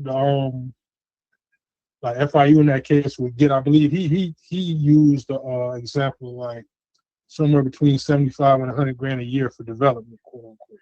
Right. So you would you know what I'm saying? So you'll pay. Right, so I know where you're pretty going. interesting though. Well, I'm gonna tell you this. I never looked at it like that. Well, I did. I just didn't. I didn't compare it. I didn't compare it to soccer because I don't know a lot about soccer. So shout out to what's his name, Peter Ariz. Shout out to Peter. Peter Ariz. So here's what I'll say because I don't know much about soccer. But what I said that was before was that you're going to start getting minor league schools like, for example, FIU would be to Miami, right? You could use, for example, FAU might be to Florida. South Florida could be to Florida State, right? For example. I'm going to cut you just real quick. Something I forgot real quick, Coach. The kid would still remain enrolled and take courses at his original school. That's correct. So he'd still be taking classes at UM, for example, but right. Again, FIU close enough to where he could go to practice at FIU. You know what I'm saying? I get it. But the problem is those are clubs, right? And so those are clubs. So the clubs can move in proximity. They're not schools in essence. The difference is, the only difference is I don't like the fact that you can call me up if I'm short a guy. I don't like that. What I do say is that, and I've said this before, that the major league schools, which would be our Division I Power 4 schools, would, if you draft a kid, if you get a kid from a G5 or lower school, you pay that school to make them whole. Because, for example, let's just call it what it is. Let's say, all right, Marty Brown, for example. I'm just using him because y'all know who he is. Comes from North Dakota State. Okay. Right? Yeah. I'm just pulling round numbers out of my hat right now. Marty Brown, let's say it's $100,000 a year for development of a kid. Let's just say that number. Please don't tweet me to death or chat me to death. Well, it's more than that, coach, because you got to use compound interest and you have, man, whatever. But let's just say, for example, tuition, whatever was $100,000. Y'all may not like this, but this was my, this is what I thought could kind of happen. He was at North Dakota for 2 years. Okay. Give North Dakota $200,000. Right. Buy him out of his contract. See, that helps generate, because those schools are not making money. Let's be real. Most of those smaller schools are in the red through flights and travel, uniform. Like, bro, they're not making money. They don't have the TV deals like everybody else have. They don't have the. How many times you ever seen somebody walking around with an FIU jersey? Right. When's the last time you see anybody walking around with FIU anything? Even the students be wearing University of Miami stuff at FIU. So what I'm saying is they're not making a ton of money. So how do you make them whole? Look, man, we went and found a Marty Brown. We got him from down here. He wasn't ready. We developed him, got him ready. Y'all came and got him. It is what it is. But at least we get a check for the shorty. Yeah, there you go. That's how so it's kind of the same concept. I don't like the fact that I can come take you mid-year like it's minor league and I bring you up to the big leagues. I don't like that. And I still think those kids should, because you're talking about colleges and entities. That's different than clubs, because you got the minor league, like, the Marlins have a minor league team or whatever. You go in the wire. I don't know how that really works, but I don't necessarily like that. Now, I do like the fact that, hey, if you go in those schools, or you may say, hey, I like this kid. I don't think he's ready. I'm going to send you to FIU, or I'm going to send you to FAU for the development purposes. You see what I'm saying? And then we come get you if we need you. If we don't, then we don't. But for them kids that come and do the recruiting on that kid, you find a diamond in the rough at a G5 and you play 1 year. Think about it, you play 1 year at a Power 4, you will be forever known as Miami Hurricane. Forget the other 3 years you did at the other school. So at least make them whole with the money. They got the money. These big schools got all the money, bro. They got all the money. Yeah. So, all right, man. Well, let me rock, man. Let me get a car. I got Kelly Mike on there. Oh, I got Shot-Town Kane in the building. Huh? Keep it rocking. All right, brother. No, Appreciate you. keep it moving. I got you. I know My you man. got to do. Yes, sir. Appreciate you, brother. All right, bro. My man. Shocky in the building. We got Kelly Mike. Then we got Shot-Town Kane. Kelly Mike, talk to us. What's up, Coach? And I'm chilling, man. I'll just finish bloviating, vacillating, and pontificating all over the microphone.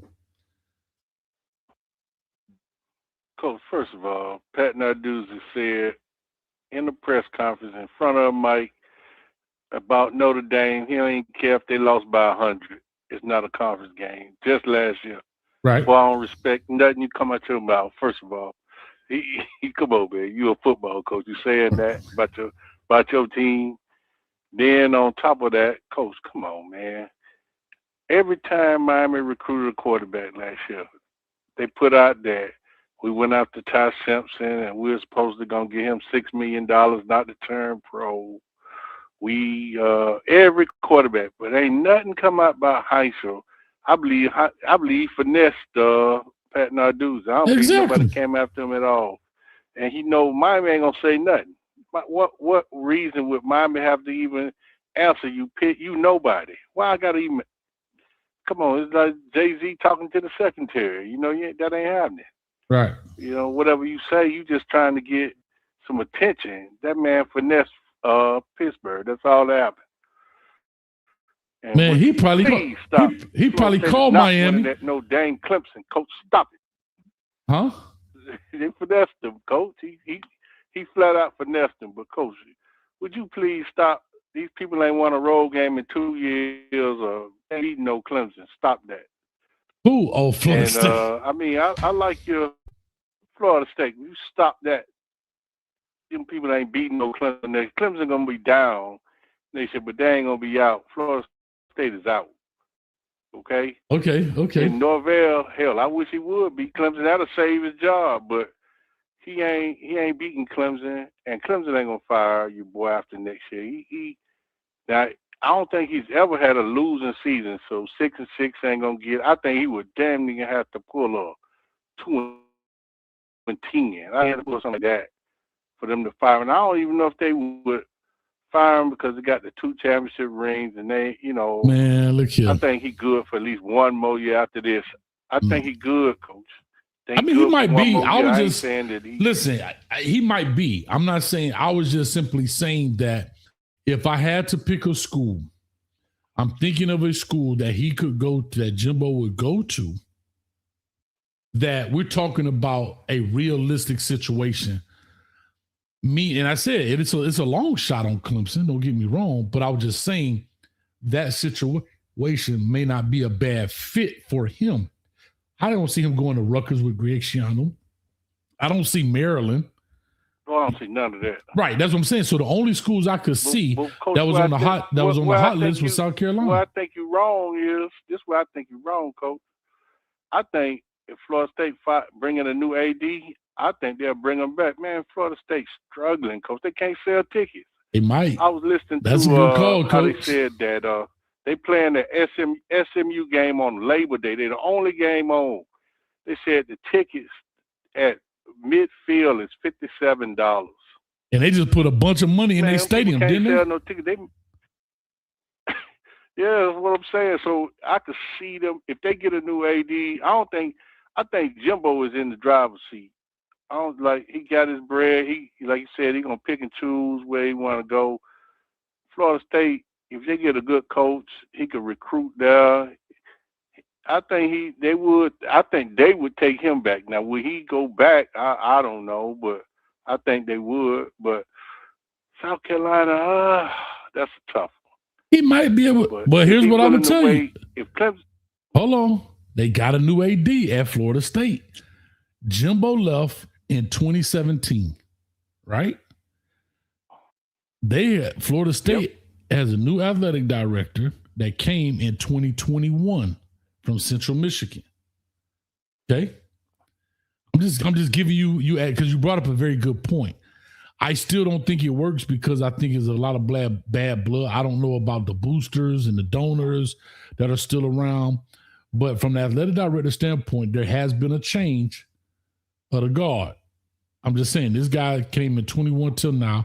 His name is Michael Alford, and Jimbo left. Yeah, He terrible too. He need to go.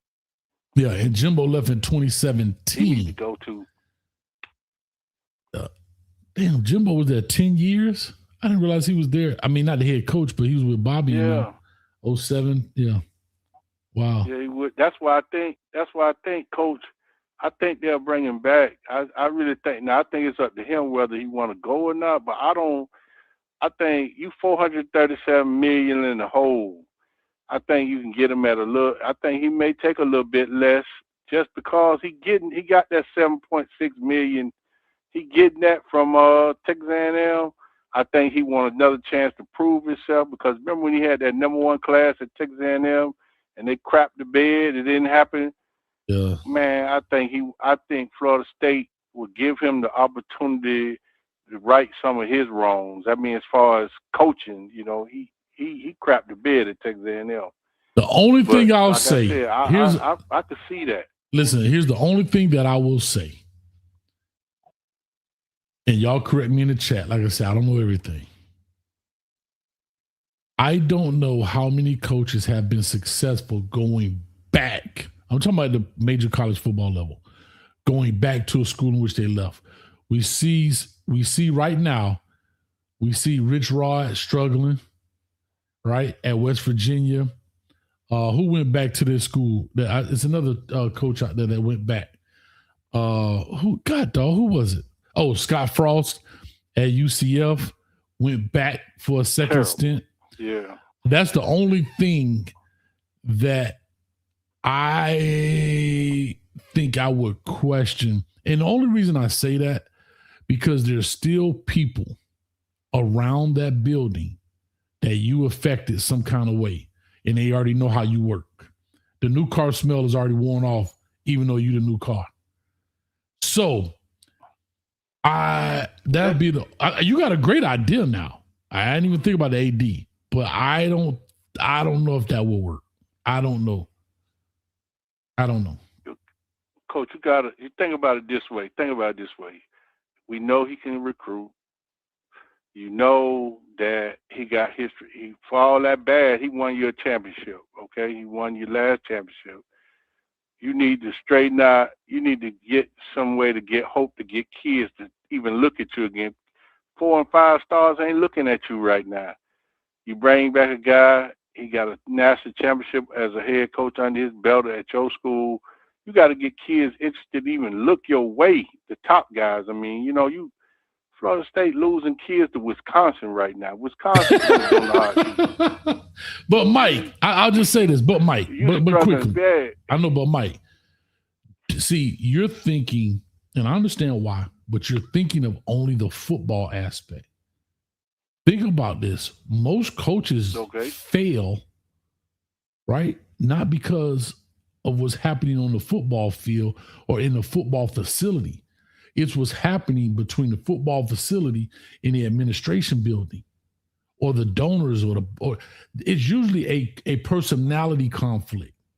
It's not about that. Think about it. Jimbo went from being that guy, got all these people, right? I mean, just think about that. And now, he can't coach anymore. As a matter of fact, when I was at Texas A&M at the game, I asked one of the fans about Jimbo being there. And he was like, just wasn't the right fit. We thought he was going to be, but he was. Now, again, I don't know how truthful this information was. This was a guy just talking, and it may have just been something he heard. But he was just saying it wasn't a good fit.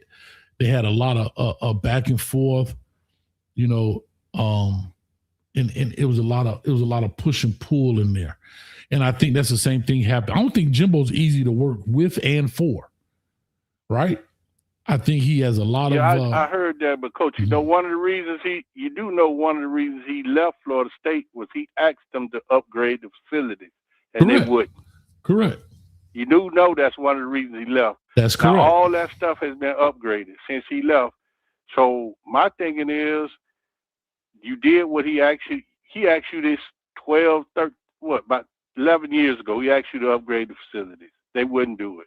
Now they've done that, and they're $437 million in the hole. If you want to get people back to put butts back in them seats, that's the first thing they got to do is get to be able to charge regular ticket prices, which is a lot more than what they're trying, because they lowered them. They're going to have to charge a lot more to get them people back in them seats, to pay for that, to get up out that hole.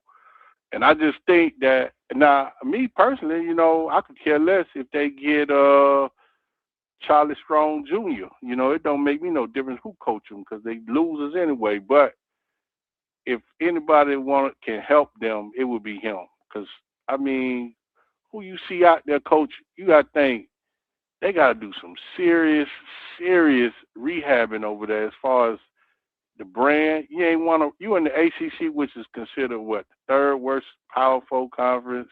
Mm-hmm. You ain't won a road game in 2 years, man. You got a coach over here, he flailing, man. You already talked about, I was even listening to you talking about listening to the man in the locker room. Did that inspire you? No, man. I'm trying to tell you, Coach Jimbo is the answer for them. They had an opportunity. Now they didn't jump because they owed too much money. And I don't know if he would have gave him a deal. They should have went out to Franklin because it's Florida State. It's Florida. It's Yeah, a that would have hotbed been for a pretty good. I think that would have been a good pickup coach for with Florida a State. decent.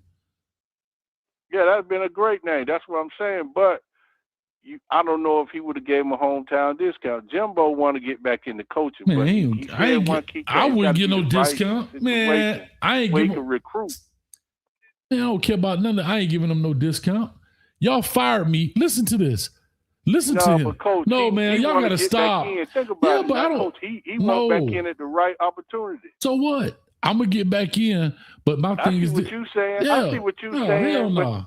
I see what you're saying, but Think Coach, about it. Think about it. No, I man. just think y'all gotta stop it's this. A marriage. It's perfect. Man, y'all gotta stop this. This is business. You think I'm gonna get back in, and guess what? Guess what? If he does get back in low, by the time he finished that contract, he gonna do just what he did to Texas A&M.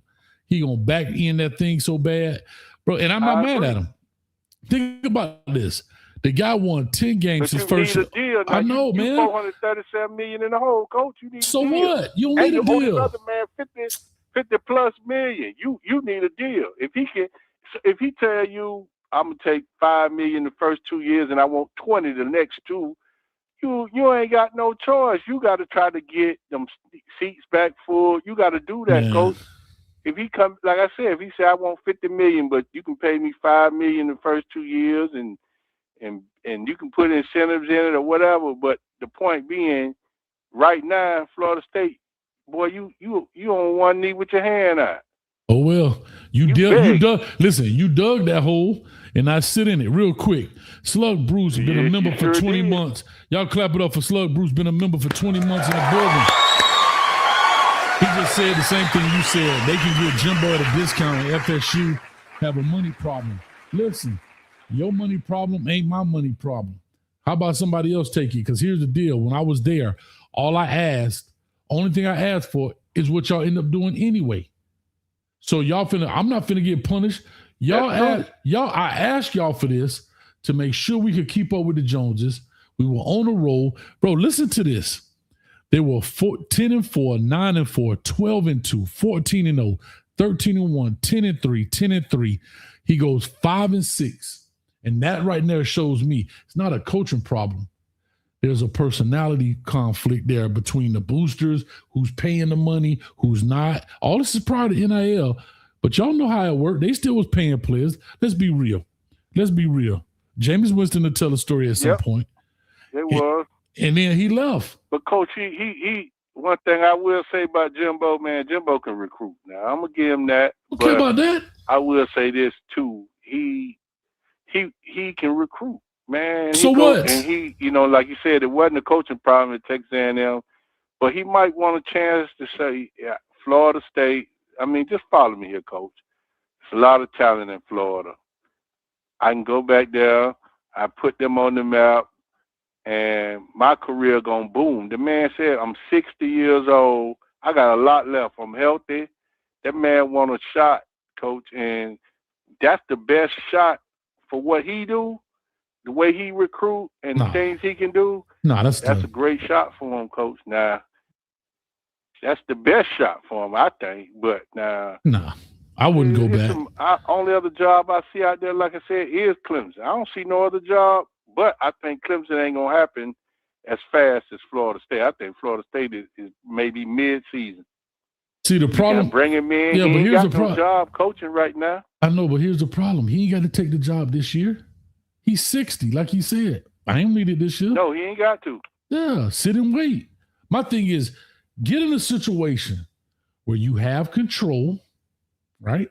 Because guess what job might be open in the next 2 years? Guess. Guess what job might be open in the next 2-3 years? Guess. I'm finna make some real haters out here.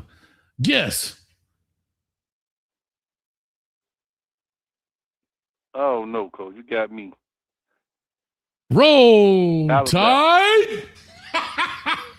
Roll Tide. They just gave him $84 million guaranteed. It don't matter. They gave that man 7 years. They gave Jimbo 76, and he took it and left. I'm just telling you. Yeah, that's true. You got a point there. You mess around and go 6-6 and all that. Now, but let me ask you this. Now, let's keep it real. Let's keep it real, Coach. All things equal with this NIL like it is right now, Alabama ain't no better job than Florida State if you can coach and recruit. Let's keep it real. Let's keep it a buck. What make Alabama right now with the current NIL You haven't been there. You haven't been. Jimbo Fisher. You haven't what been make there. That job, sir? What? You haven't been there. What make that job better?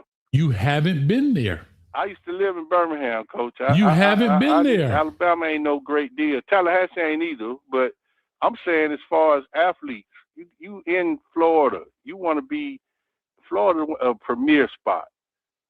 Alabama was a premier spot made by Nick Tallahassee Saban, is not a premier spot. Before... Stop that, sir.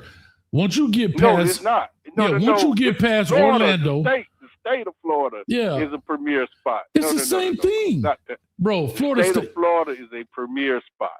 Sir, don't do that. Alabama and Florida State. It is, Coach.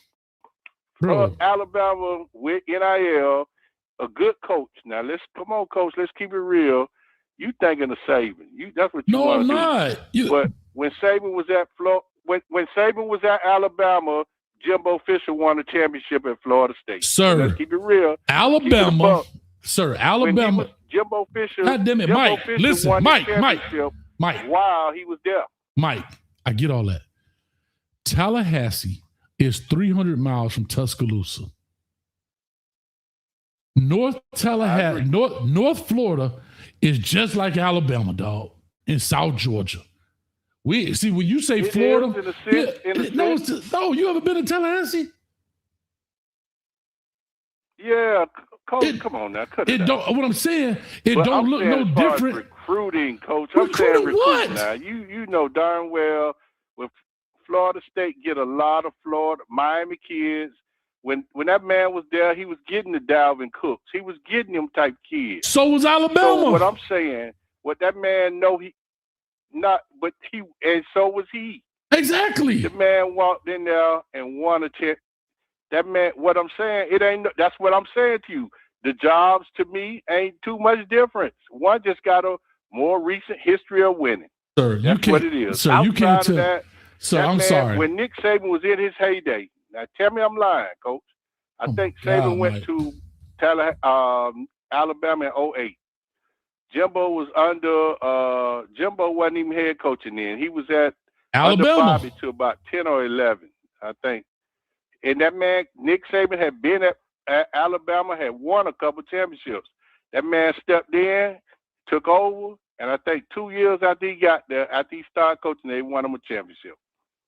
So now, all I'm saying to you, the man got a proven record that he know he can recruit Florida. That's all I'm saying to you. This man, and I hate that I'm arguing for Florida State because I hate them. But the man got a proven record there, Coach. He done it there before. Okay, Why would you right. go somewhere where you don't know the landscape? You don't know the landscape. You know the landscape here. You know if they give you, they did what you want them to do when they wouldn't do it before, but they done did it now. They at your mercy. They $437 million in the hole, Coach. You right, bro. I ain't got nothing else to say. You right. You ain't going to Alabama. Them boosters at Alabama run that. Okay. You think so? Yeah, they run it, them boosters over there. All right, you right. In Alabama, they run that. I'll tell you this much. If it was me, listen, Mike, if it was me, I've been to Florida State already. Okay. I would rather go to Alabama, right? Because it's a new, like you say, it's a new landscape. The recruiting, they're recruiting the same exact kids. They're recruiting the same exact kids. The same exact kids. The same exact kids. Right? And yes, sir. Again, you name me a program where a coach has doubled back and been successful. Coach, he might want to be the first one to do that, but I agree with you on a lot of that, what you're saying, but I'm just thinking his current situation, they would bow down at his feet. Alabama ain't doing that. Alabama, you coming in there and you gonna coach, and it's gonna be a lot of, you ain't got that reputation with us. You ain't got that. Okay. You was in the Southeastern Conference at Texas A&M. We saw you at Texas A&M. We played you. We beat you. That's what I'm saying. That's what they looking at. Right. You, Florida State, you're looking at Florida State is at his mercy. Man, them people need Alabama. Don't need Alabama pretty much really with the situation they're in. They can get anybody they want. Okay, I'll just say this. I'll just say this, and I'll say this and roll on. Jimbo Fisher knows Alabama. Coached at LSU, coached at Florida State, coached at Auburn, coached at Texas A&M. Coached at but I'm talking about the surrounding state and even Texas A&M. Alabama sits right there. He did.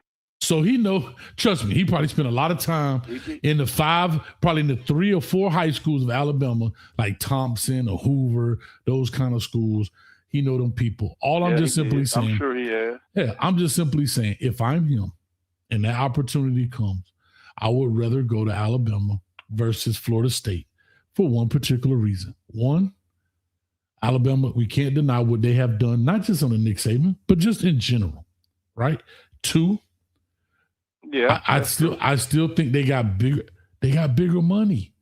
Why am I going to a place that's 400 and something in the hole? For sure they do. But I'm going to a place that's 400 and something. 100%. I know, but I'm gonna go to a place that's 400 and something million in the hole. What I'm gonna get? What can I expect? I can't get blood from a turnip. So I'm 400 and something million in the hole. So when you work, you're gonna get one thing, Coach. Listen, you're gonna get control because control of what? There's no money. What do you want control of? To say I'm the HNIC up in there? You have no money to buy or build or do anything. What do you want control of? You have no money. So my thing is. Well, let me ask you this. No, hold on, Mike. I'm going to say this last piece, and I'm going to get shot down on you. Hold on, Mike. I would rather go to a place that's got money, and money is not the object. And we ain't, well, Coach, you can't get that much copy paper this year because, money kind of tight. Now, that's an extreme example. But what I'm telling you is I'd rather go to a place that's on top. They rolling. They're not in the dumps right now. I don't have to convince people. You got to convince people to come back to Florida State, bro. These kids are not coming back because of what you did. That's true. Yeah. What you did was think about this. I mean, it's a lot of. Hold on, I want to explain this to you. To what you say, Coach, but I think the boy gonna be there for at least 3 He might be. I'm just talking. I don't think Jimbo want to wait that long. No, that's fine. I was just talking. But here's what I'm going to tell you. Hold on, I'm going to say that thing you got. We just. The kids that he's recruiting today were 6 years old when he left Florida State. They don't know him. They were 6, 7 years old when he left Florida State in 2017. 10 years. He's recruiting 16 and 17-year-old kids. They were 6 and 7. They were between first grade and third grade when he was on top of the mountain. They don't know him. When did he have? What year? What year did he have the #1 recruiting class at Texas A&M in the country? They said it was supposedly the best class 19.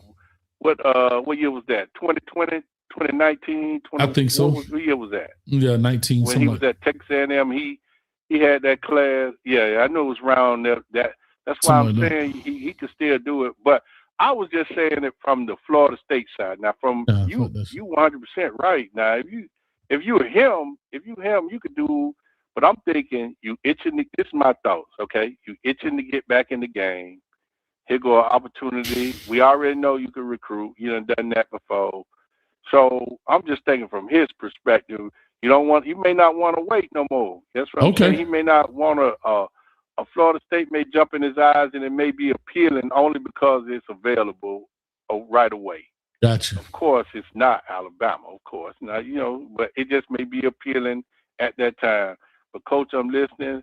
Love the show. Appreciate it, man. Y'all keep give Coach hell over there. Stop listening to Pat Narduzzi with this craziness, man. Stop listening to all this foolishness, man. Talking about he'll lose a game by. He don't care if he lose by 100. Man, stop. Nobody listening to you. Matter of fact, slap that All dude. right, Coach. Love the show. Appreciate it, man. Thanks, brother. Well, I tell you. Shot-Town. We're going to take this. You're going to be our last call for the night, man. Shot-Town Kane, what's up with you, baby? Talk to me. Been a minute, bro. What's good, Coach? It's been now. Man, How long good. has it been? Since January, February? It been a minute, boy. What's up with you? You good? Yeah, man. It's summer camp. High school football's around the corner, so I've been busy. Yeah, nah, man. I've just been busy. You know, early mornings, late nights, that type of stuff. That's good, man. Hey, man. Talk to me. Hey, man. I heard people. Were you those who said Pitt was going to be a trap game, or was it some other people who were saying that Pitt's a trap game? I said it.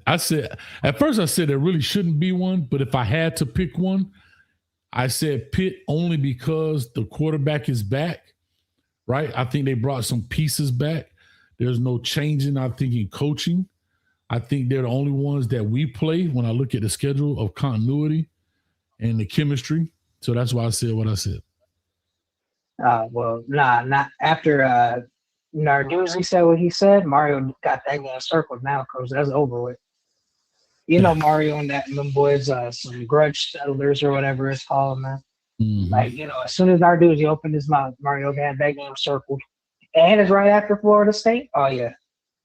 Nah, Mario got that game circled. I don't know what Narduzzi thought was going to happen, but Heinkel, the guy who had a 33.1 QBR after he faced Miami, that QB? That's crazy. I don't get that at all, man. Like, him? And now it would have made sense if, you know, if Mario was probably going after some D linemen from Pitt, because they do have a good D lineman group and their D line coach is good. But Heinkel, that's crazy. I don't know. He's gone too far, Coach. I don't know what he's talking about. But they're going too far. He's gone too far, Coach. I actually think if Clemson beats LSU, now it's a big if. I don't think it's going to happen. But if Clemson beats LSU, I think that we get a night game primetime in Death Valley. And I think that'd be a really close game, especially if Clemson is as good as, you know, if they beat LSU and they win all these games. I actually think that would be a good draft game. I'll be excited because I want Clemson and FSU and all them teams to be good. I think Mario finally beats North Carolina because we need our get back, and it's at UNC Halloween night. We need our get back because that's crazy. It's in North Carolina? For sure. Yeah, it's at North Carolina. I think it's a Friday or a Saturday, but it's Halloween nights for sure. Okay. Yeah, I gotta check these schedules out, man. What's up? I gotta check these schedules out, man, and see if I can make some of these games. Yeah, for sure, man. I'm hopefully, depending on how long the season goes for us this year, hopefully I'll be able to go to one of them, but we'll see. But yeah, man, I'm just ready for the season to start, man. Like it's been forever, and we had a late season. It just seems like it's going so slow. I just need those games to start, man. It is tough, man. It is tough, but like I say, I'm excited, man. Ben Marcus said he going to Clemson. I really want to go, and that's him. That's at Clemson, right? Yeah, that's at Death Valley. Let's see. Hold on. I got you. Hold on. I'm looking at it right now. I don't know, bro. Bro, you know what it is? The flights ain't even bad no more. It's the tickets, bro. Bro, these tickets are crazy. Like these tickets they be tripping, man. Like for real. They tripping. Hey, they expensive. They expensive because Miami in the show, man. Oh, matter of fact, everybody in our Discord is coming down to the Pittsburgh game anyway. I forgot about that. So if y'all want to meet us down there, man, we all going to that Pittsburgh game. So appreciate you, Pat Narduzzi, for making it a doozy, if you understand me. Huh? Absolutely. And then right after Notre Dame, we get Manny Diaz and his non-QB, non-wide receiver having team at the Rock the week after Notre Dame. That Virginia Tech game, though, that's right after that, and that's at the Rock, man. That's a I feel like that's a trap game for sure. I want to see how Slap James yourself, Franklin man. does first year. Slap yourself, man. Don't you? Matter of fact, don't you ever, bruh. If you gonna tell me a first, you know me, a first. Okay, did y'all see the clip that I made? Everybody in there was hating on me. Did you see this clip that I made? Hold on now, because Coach got to go back, and I got to copyright myself. I'm gonna have to copyright myself right quick. I'm sorry. Did you see this clip? Let me just make sure. Let me just make sure we're on the same page. Hold up. I want to play this. I'm gonna play this for you, Shy. Let me know if you can hear it. You should be able to hear this. You hear what you just said? Listen to this. Still one question Mario Cristobal has to check off his boxes. He checked off culture building. He's checked off talent evaluator. He's checked off talent acquisition. He's checked off NIL, how to navigate that world. He's checked off transfer portal. He's checked off roster management, how to balance all of that stuff. He's checked off coaching evaluations, when to make change, not to stay too long, right? He's checked off a booster relationship. He's checked off building up alumni relationships. But he's got one box left he hasn't checked. He's got one box he hasn't checked. Which one is that, Shot-Town?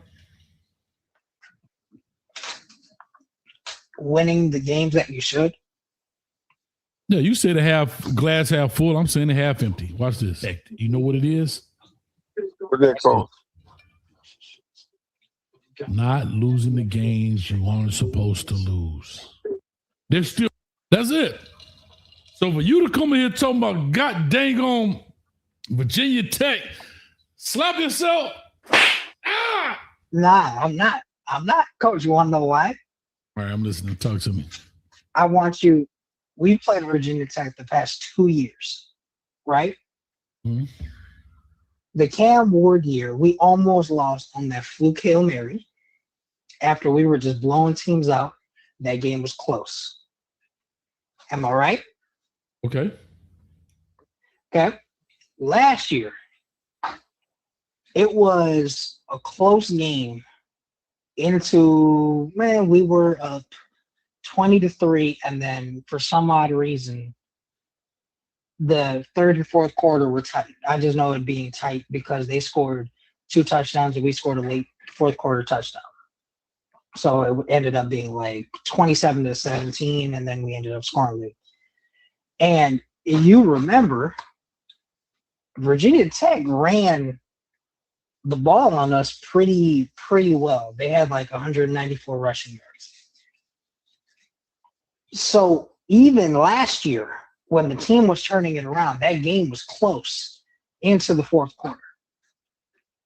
Okay. Now, I'm not saying that Virginia Tech's a better team than us. I'm not. Now, and also, it's the second to last game of the year. I could be very wrong.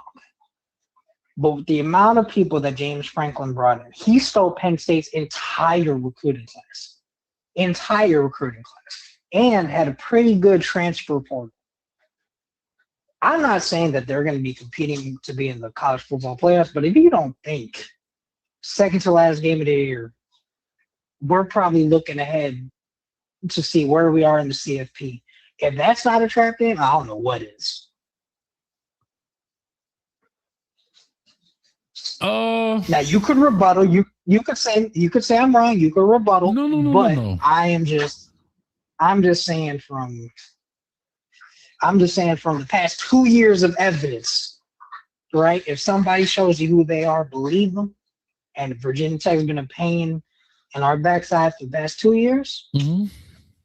No, listen, I hear you. What I'm saying is I'm not going to accept a first-time guy, not saying a first-time head coach, but a first-year guy to come in and dismantle what we are now on year 5 doing. I won't stand for it. So when y'all be like, Coach, you too hard on the king, you damn right. Now, if we want to talk about James Franklin in year 3 or 4 and he's caught up. I get that. But this year, you literally hired, James Franklin has literally hired the head coach they fired so he could get a job as their defensive coordinator. Listen to what I just said, Shy. The guy they fired, Brent Pry, or Pry, whatever his name is, who was the head coach, they fired him to hire James Franklin. Listen to this. James Franklin is at the game when Miami played Virginia Tech, remember? I remember. He's standing in the booth looking down at his future defensive coordinator, who is the head coach of Virginia Tech. And if somebody think Coach Hayes is going to sit here and be okay and don't give somebody this verbal judo about an L to the Hokies, hey, you got a problem. I'm just saying. Hey, look, I get it. I get it. I am just saying. He could choke against Ohio State. He choke against Notre Dame. He choke against Michigan. And he built that team over 10, 15 years. But he come to Virginia in less than a year's time? Man, you're going to see a mother lover hot, boy. Hey, I don't think he's going to beat us. I think it's going to be a game. And Shaq Wade 73, I don't know if he's talking about if he's talking to somebody else in the comments, but he's saying our QB talent level was subpar. Yeah, that was shocking. Mm-hmm. We had Cam Ward, that Hail Mary game 2 years ago. Oh, okay, somebody in the chat. No problem, Shaq. My bad. I just wanted to be sure to see what I was saying. I was like, I don't get what you're saying at all. Mm-hmm. But yeah, we had Cam Ward and we had Carson Beck. Both teams were good in their own right. 2 years ago, it was the offense. Last year, it was the defense. This year, it's the best of both worlds. Okay. So I think we win. But I'm just saying that if the players do not get up for that game, that's a dangerous game to have at the end of the year. Okay. Listen, I get it, bro. I'm just simply saying, I told you earlier, as a fan base, we got to draw the line in the sand. I ain't having it. I'm just saying, that's the only box that got to be checked. And for sure. Look, the only loss I'll respect, not like, but I'll respect is the Notre Dame game. I will not like it, but I'll respect it because that is a team that's on par to us. But every other game, absolutely not. Damn, I hate to say this, Shy, so I'm glad you said it for me. Because to your point, Lord, I can't believe I'm about to say it. Yes, from an athletic standpoint, from a team building standpoint, how long Freeman been there? What, 4 years, 5 years now? This will be his 5th year, I think, as well. I think he was a year ahead of Mario, so he might be going into his 6th year. I don't know. That could be wrong though. I think he's actually the same year as Mario. Right. So with that being said, okay, I pull it up right here, right now. So Marcus Freeman came in to Notre Dame in 2021. So they came in the same time. No, a year before. Right? Yes, a year before. I think so. Well, that's not true. He became the head coach because Brian Kelly, he came in at 22, but he was the head coach for the bowl game in 21. So he was listed that way, but he came in at 22. So this is year 5 for him as well. Yes. Okay, so same year. Yeah, same Yeah. year. So, like I said, golly, it sounds like I'm making excuses, but like I said, I think we are now even tier programs. You know what I'm saying? If not better, because we beat them. So we're actually a little better than them. But if you want to look at this player for player, talent for talent, across the board, you know what I'm saying? If you take your fan hat off, we have to say, plus or minus 1 or 2 here. But the rest of these jokers, man, please, man. Man, look here. Yeah, and frankly, I think whoever wins the Notre Dame, it doesn't matter. I think it matters in the long scale of it. But if both teams are undefeated, I think both teams end up with a first round bye in the CFP. I just think that's, because if whichever team wins, I'm assuming is going to be undefeated. I'm just assuming. But I think no matter what that outcome of that game is, I think we see each other again. Because I just think I don't care what the committee says, but I think Miami and Notre Dame will end up on the same side of the bracket. And I think we'll play each other a second time. So I don't think the first outcome matters as much. I think it matters on placement. But I think the next time we play each other will be do or die. I just think that's how it's going to play out. No, I get it. I ain't mad at that. I just want to see. I'm an F a leprechaun, bro. But anyway, hey man, you gotta go up there with a box of Lucky Charms and stomp on that thing. Magically delicious. Anyway, no, I get it. I totally understand where you're coming from. I just want to make sure that we have to keep the pressure on. We can't be complacent. Like Shaka told me, get your behind here on time and stop being complacent, coach. And I like, he right. I gotta tighten up. Yeah, I gotta tighten up. I think how I know Mario's advanced as a coach is every team is going to have a close game. Okay, it's just facts. At least two, actually. That's fair. It's going to have one or two close games. Mm-hmm. But the great teams don't have a close game in November. Their close games are in August, September, and maybe mid-October at the latest. Okay.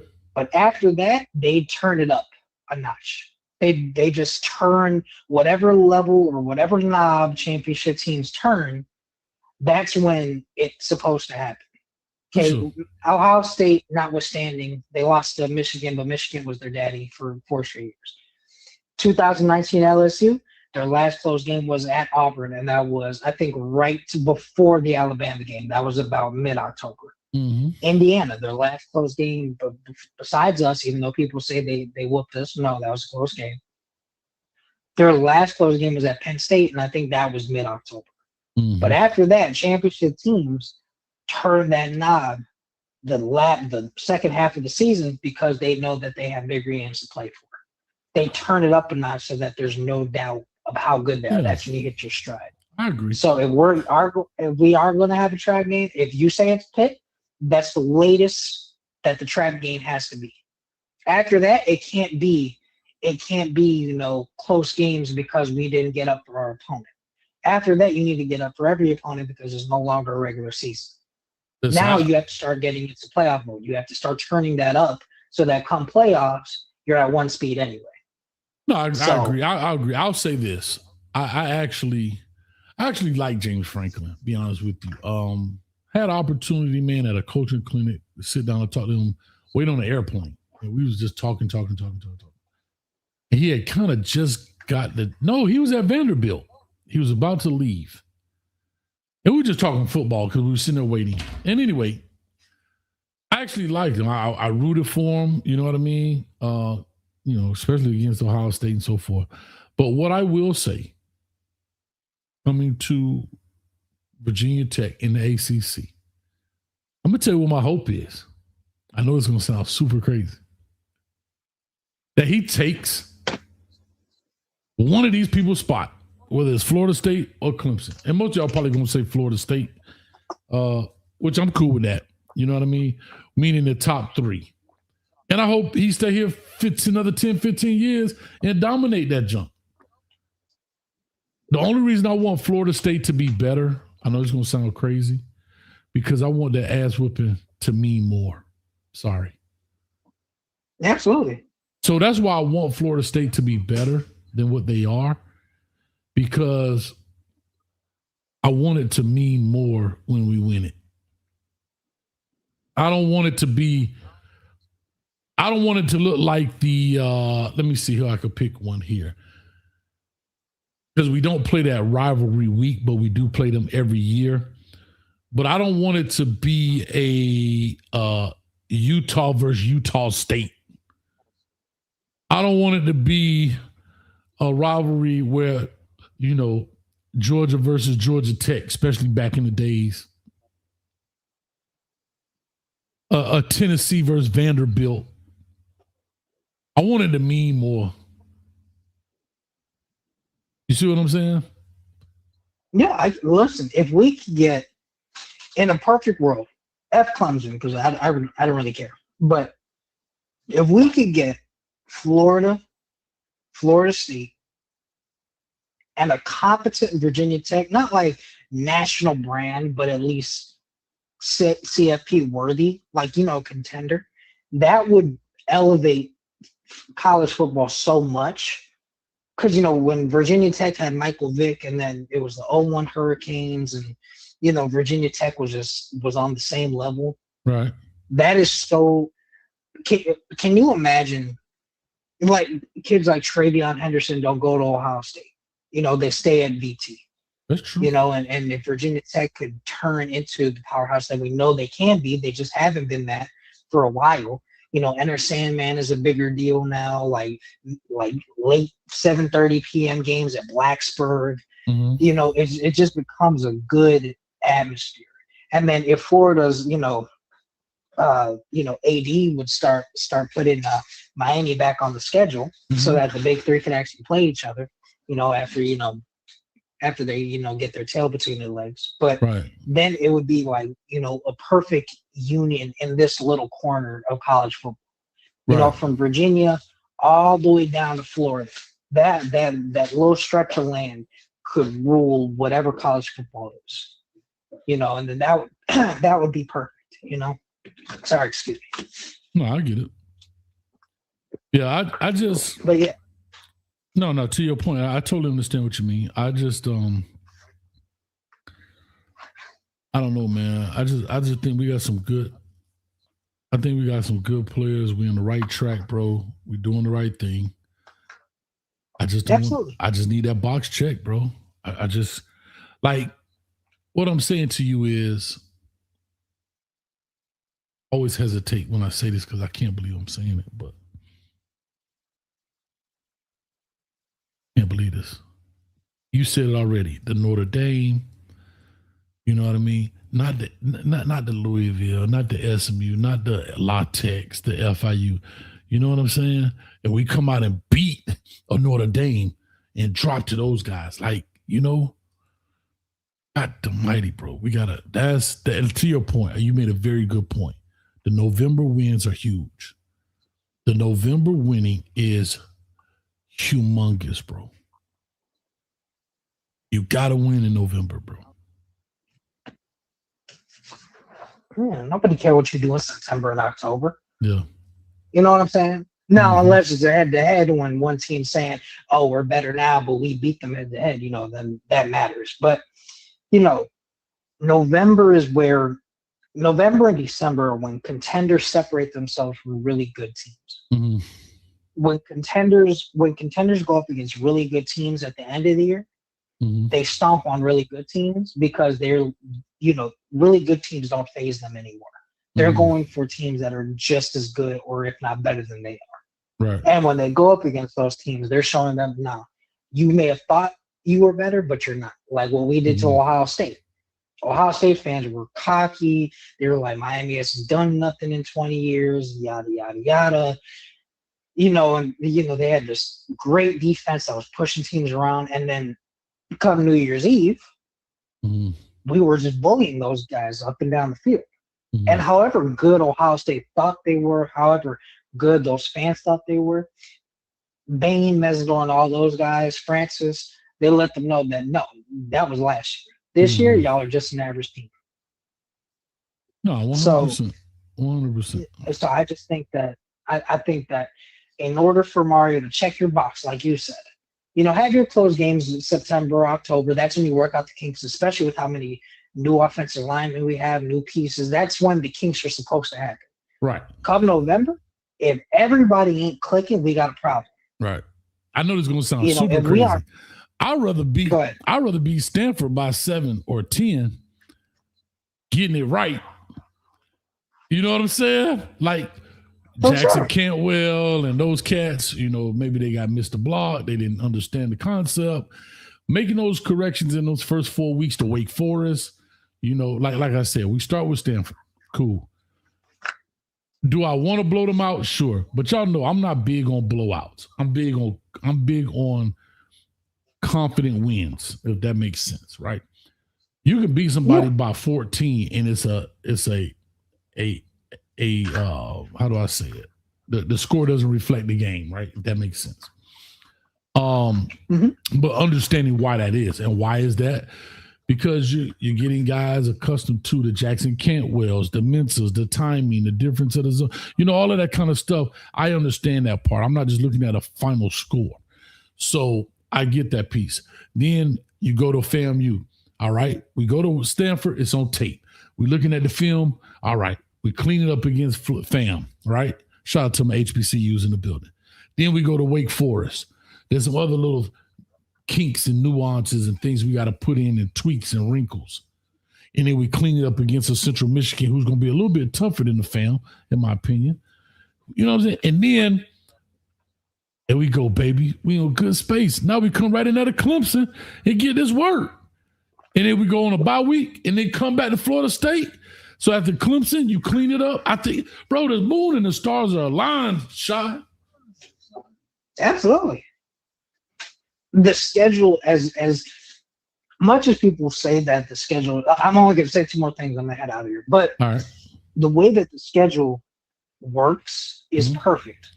It allows the caliber of opponent that we go up against builds from the earlier opponents are at the beginning of the season. And then as the season goes on, you build into tougher and tougher opponents.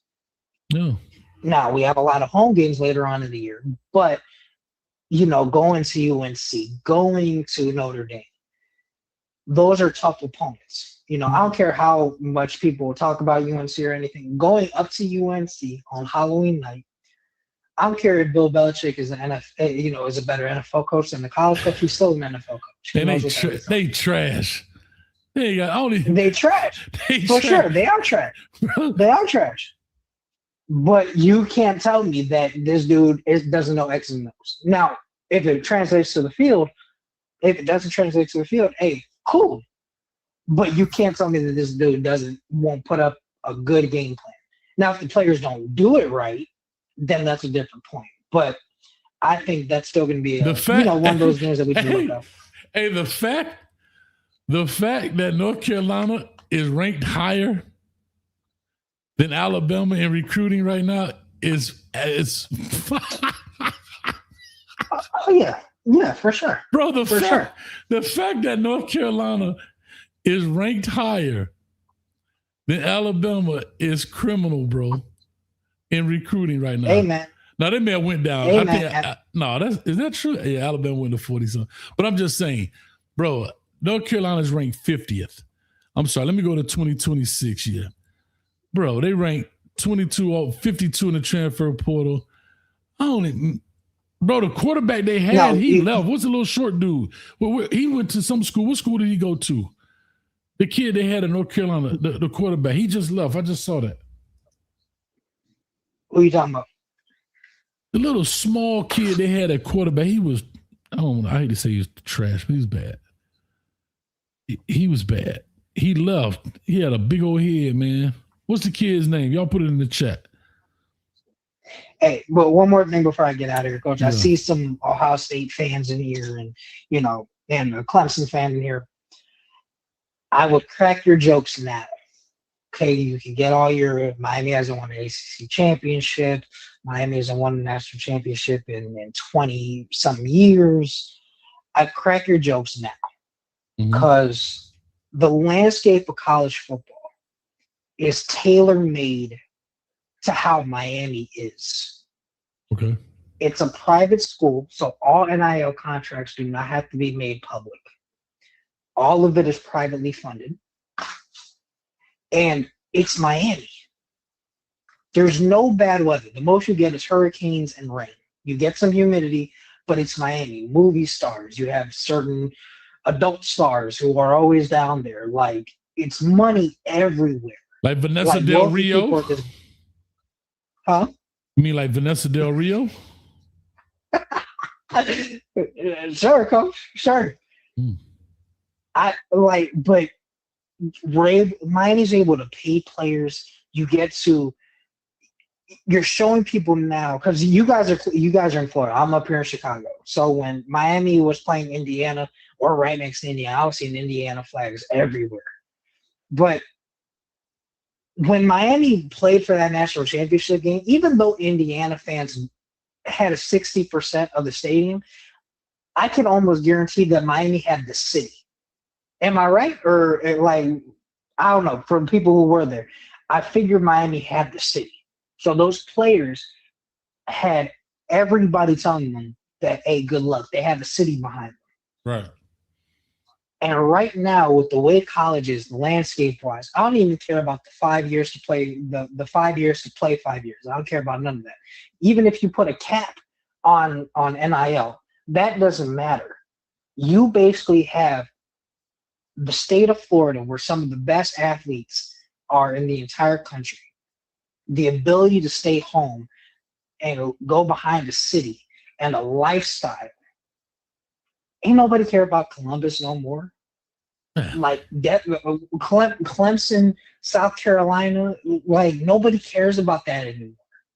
Like you can't just say, oh, we have great tradition and everything. Yeah, that's cool. Yeah. But at the same time, though, now it's about brand and kids wanting to get their names out there. You really don't think that some of those kids are looking at Miami saying they could get me in connection with certain people to get their names out there? You win at Miami, you're a national person.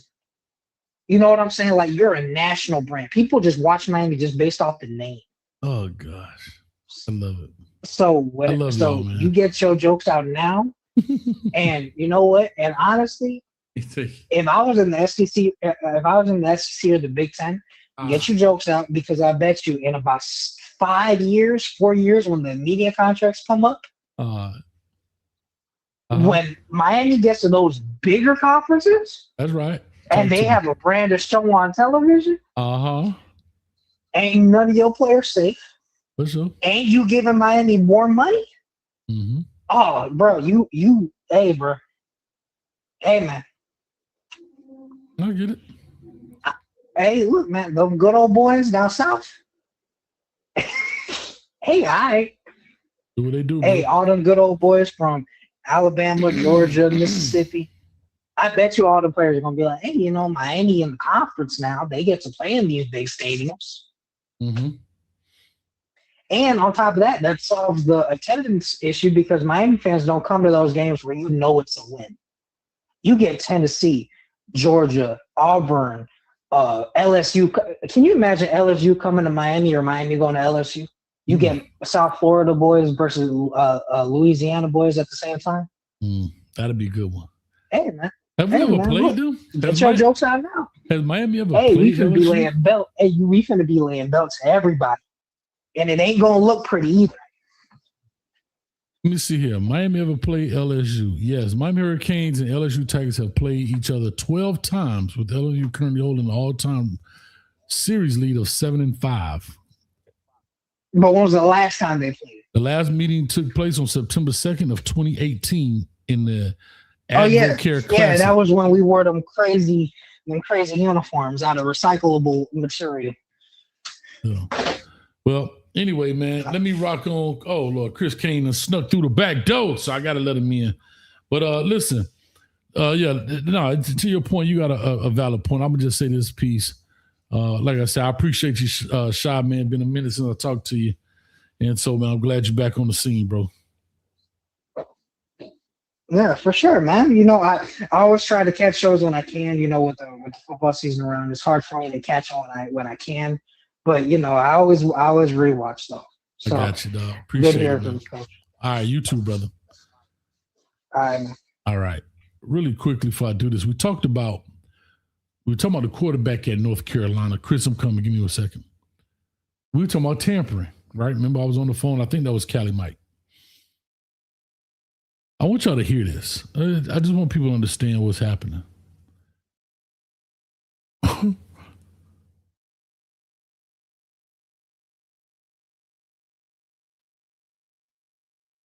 He transfers his name is Gio Lopez. He's currently the quarterback at Wake Forest.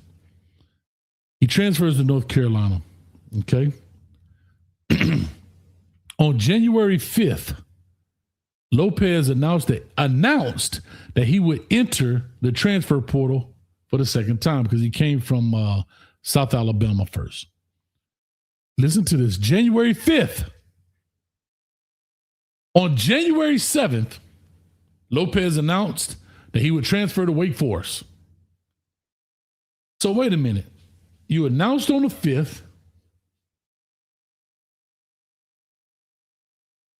that you were going to get into the transfer portal. And on the 7th, you announced that you were going to go to Wake Forest. So you're going to tell me Wake Forest made this decision in literally one day?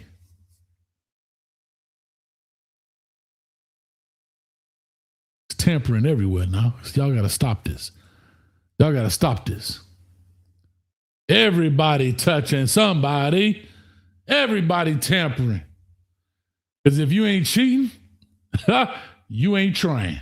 That's all I'm going to tell you. Anyway, I just want to put that out there. All right, let me get Chris on the line. Chris, I literally got 4 minutes. I know you've been waiting, but I got to get off of here, man. It's 10:59. Yeah. I got 4 minutes. Talk to me. Yeah, man. Yo, what's up, Coach, man? I ain't going to keep you long. Listen, I was in and out of the show. Just talking about this stuff that was going on. And basically, I just wanted to make a point. When it comes to stuff like this, and everybody's talking about tampering, everybody want to brush it under the rug, right? But if it's Miami, they're going to blow it up and blow it out of proportion. Why? Because it's Miami, right? Pitt head coach taking shots at who? Is he valid? What has he done? What does he do? What does he do? Like, I don't understand. You taking shots at who? I don't understand that. Ryan Clark fired for what? Being cut off? Because he couldn't even get his point across. See, it's certain things that's just like a whole plethora of things that's going on right now. And it's like, if we was to get here, and if it was some other people that was sitting up there, and there was 3 brothers that was sitting there with one white guy that was doing all of this stuff, he wouldn't get the time of day. They would be, they wouldn't have that. They wouldn't allow that. Because it's Ryan Clark and he was trying to come from a different perspective. Mm-hmm. Oh, he's the one that gets fired. Okay, cool, fine. Moving on. He'll be fine. Jimbo, I got idiots right now, Florida State fans, sorry, that's in these groups on Facebook talking about they want Jimbo back. They're the main reason why Jimbo wanted money in the first place. He's the main reason why they're in shambles in the first place. Will Florida State take them back? Take him back? Who knows? Who knows? But like I said, it is what it is. But like if it was somebody that was talking about Miami, was talking about all this other kind of stuff, it's a funny thing that now it's Miami that's been doing all of this stuff, and Miami.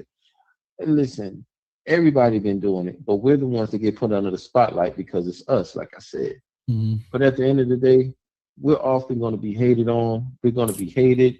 We're never duplicated. We're often imitated because ain't nobody started coming out with no turnover stuff and this, that, and the third until we did it. The only ones I can honestly say, from my knowledge, and I could be wrong, that actually came out with something that had it before us was Georgia. When it came out with those damn Legion of Doom shoulder pads. And that was about it. Other than that, everybody else copied. Everybody else copied. But that's what they do to the greatest stuff. But it is what it is. Regardless of how many championships we have, they always trying to beat Miami, right? They're always trying to do stuff in Miami. Like I've always said, Oregon fans were sitting here popping off and talking shit. I can tell you right now, I had to bury them right quick. I said, one thing about Oregon, y'all always look real dressed. Y'all look dressed to death. Y'all fresh to death for your funeral. Damn, that's tough. Y'all look fresh to death. And that's just the God in heaven truth. Mm-hmm.